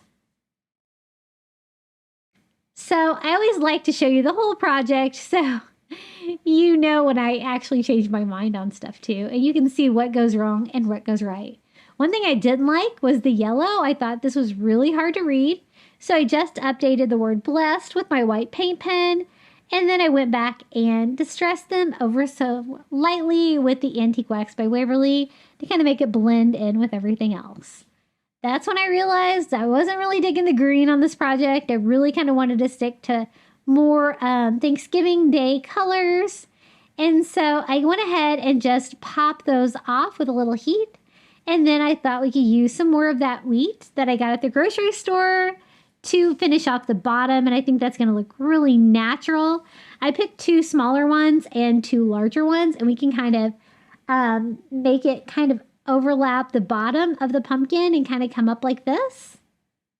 So I'm just gluing it to that pumpkin frame and to the sign itself. And it filled in that area at the bottom of the sign nicely. Now I think that looks good, but then I wasn't that happy with the green beads that we used around. But you know what? You can always paint those too. So I'm going to mix a couple of colors together to try to get that wheat color. I use my Golden Sunset in my antique parchment, and then I just use a makeup sponge from the Dollar Tree, and we're just going to go over and distress all of those little beads that we put all the way around the edges. And that's pretty much going to take away the green that I wasn't really feeling on this DIY. So I'm trying to just distress the little stickers and not so much the sign. And I'm going over that green color, so it is going to require a couple coats of the ivory to kind of make that pop. And I like it now. So this is how it turned out, our little hand-painted Thankful and Blessed sign. If you have the stencils and you have one of these signs, hopefully this gives you some fun crafting inspiration. I'm glad I switched it up. I really like the wheat on here a lot more than I did the leaves. Super fun and ready for another easy Thanksgiving DIY. We're going to make a really fun Thanksgiving candle using one of these pillar candles and candle holders from the Dollar Tree. And then I picked up some of the leather maple leaves from the Dollar Tree as well. And I thought we could try to do a painted leaf using the stencils from the Dollar Tree again. I just chose one that was about Thanksgiving. This one says give thanks, and I just peel and stick, they're like stickers, onto the little leather leaf. Now, I tried to smooth this out the best that I can. I don't know if it's because I attached it to leather, but I did end up with some bleeding on this. And so definitely be careful because I wasn't sure, I couldn't really get the paint off of the leather. I was kind of afraid to use fingernail polish remover or anything like that. So I just kind of left it as distressed. But this is how I painted mine.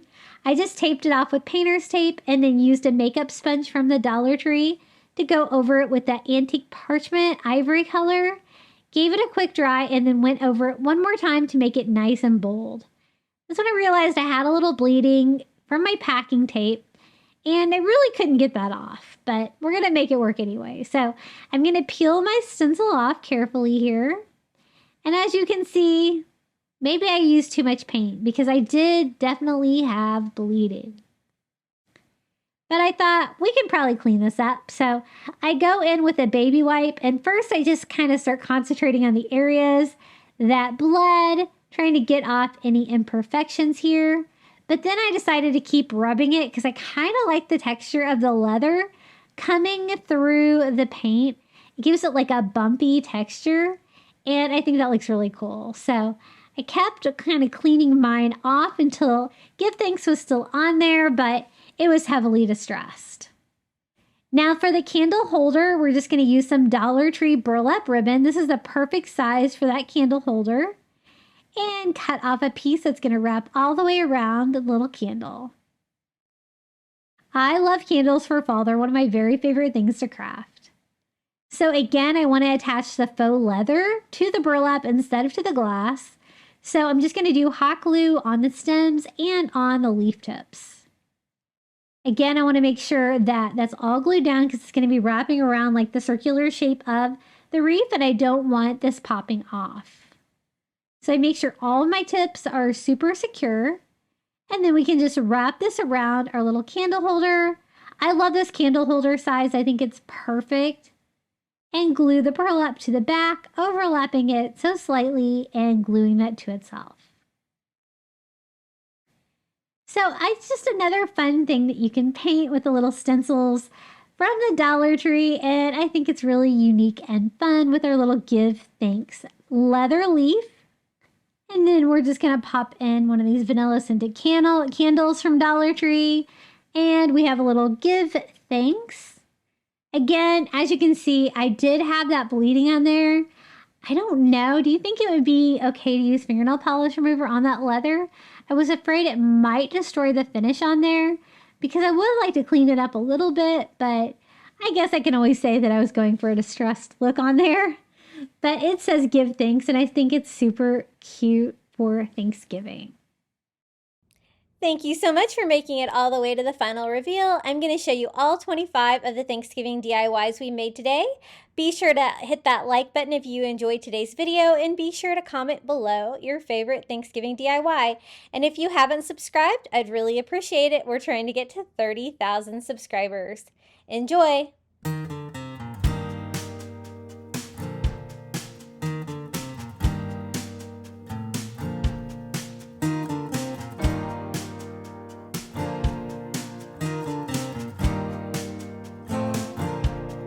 Open up the window. I'm breathing in the last of September. I can feel the wind blow, and the late summer sky is like a giant ember. Everything is turning into gold. When the autumn leaves are playing chase, it puts a smile up on my face. They leave their branches one by one and whirl around there just for fun. Some are faster, some are slow, and some are high and some are low, dancing through the last days of September.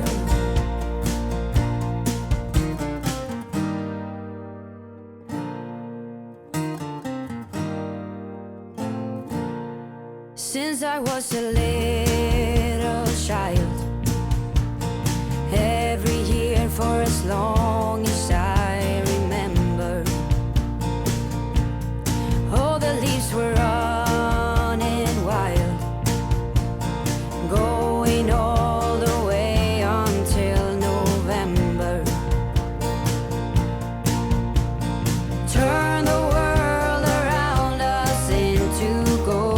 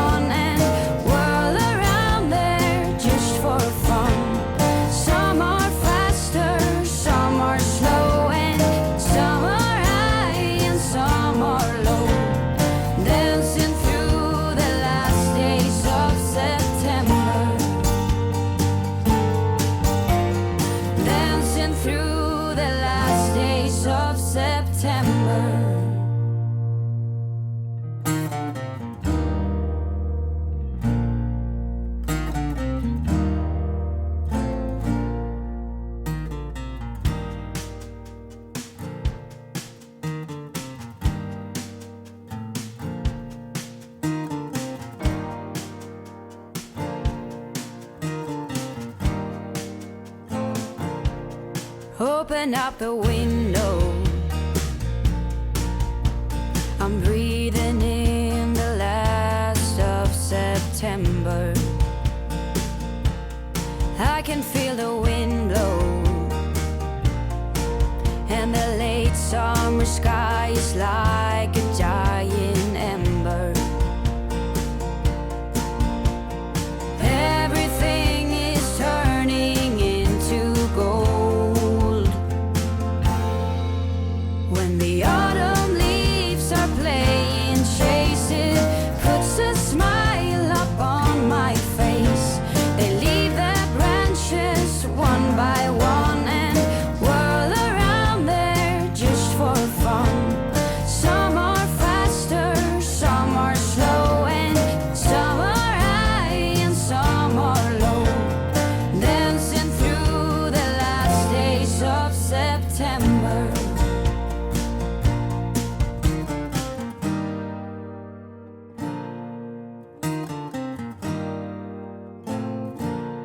Since I was a little child, every year for as long as I remember, all the leaves were running wild, going all the way until November. Turn the world around us into gold. When the autumn leaves are playing chase, it puts a smile up on my face. They leave their branches one by one and whirl around there just for fun. Some are faster, some are slow, and some are high and some are low, dancing through the last days of September. I wonder where they're going, the flight of swallows sailing through the sky. There's no way of knowing, but maybe someplace far from you and I. When the autumn leaves are playing chase, it puts a smile up on my face. They leave their branches one by one and whirl around there just for fun. Some are faster, some are slow, and some are high and some are low, dancing through the last days of September. When the autumn leaves are playing chase, it puts a smile up on my face. They leave their branches one by one and whirl around there just for fun. Some are faster, some are slow, and some are high and some are low, dancing through the last days of September. Dancing through the last days of September.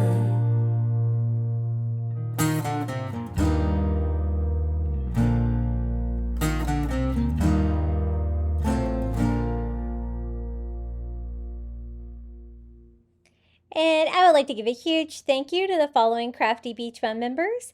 Thank you so much to Karen O'Haron, Coastal Couple, Pamela Bergeron, I Am Mojo Jojo, Melinda Elizabeth, Jamie Job, Susan Edmonds, Sandra Ray, Carrie R., Tracy Knight, Vernon Octagal, Nancy Wunner, Julie Miller, Jan Salata, Tammy Coates, Janae Farrington, Pamelia Wren, Butterfly Mama, Maria Grace, Donna Schreiner, and Tina Kane. Thank you so much for supporting my channel. I really appreciate it. If you would like to join, all you have to do is hit the join button on my YouTube page. It's $4.99 a month, and you're going to get early ad-free access to my videos, and I would really appreciate it. Finally, if you would like to watch more Crafty Beach YouTube thinks you might enjoy this video right here.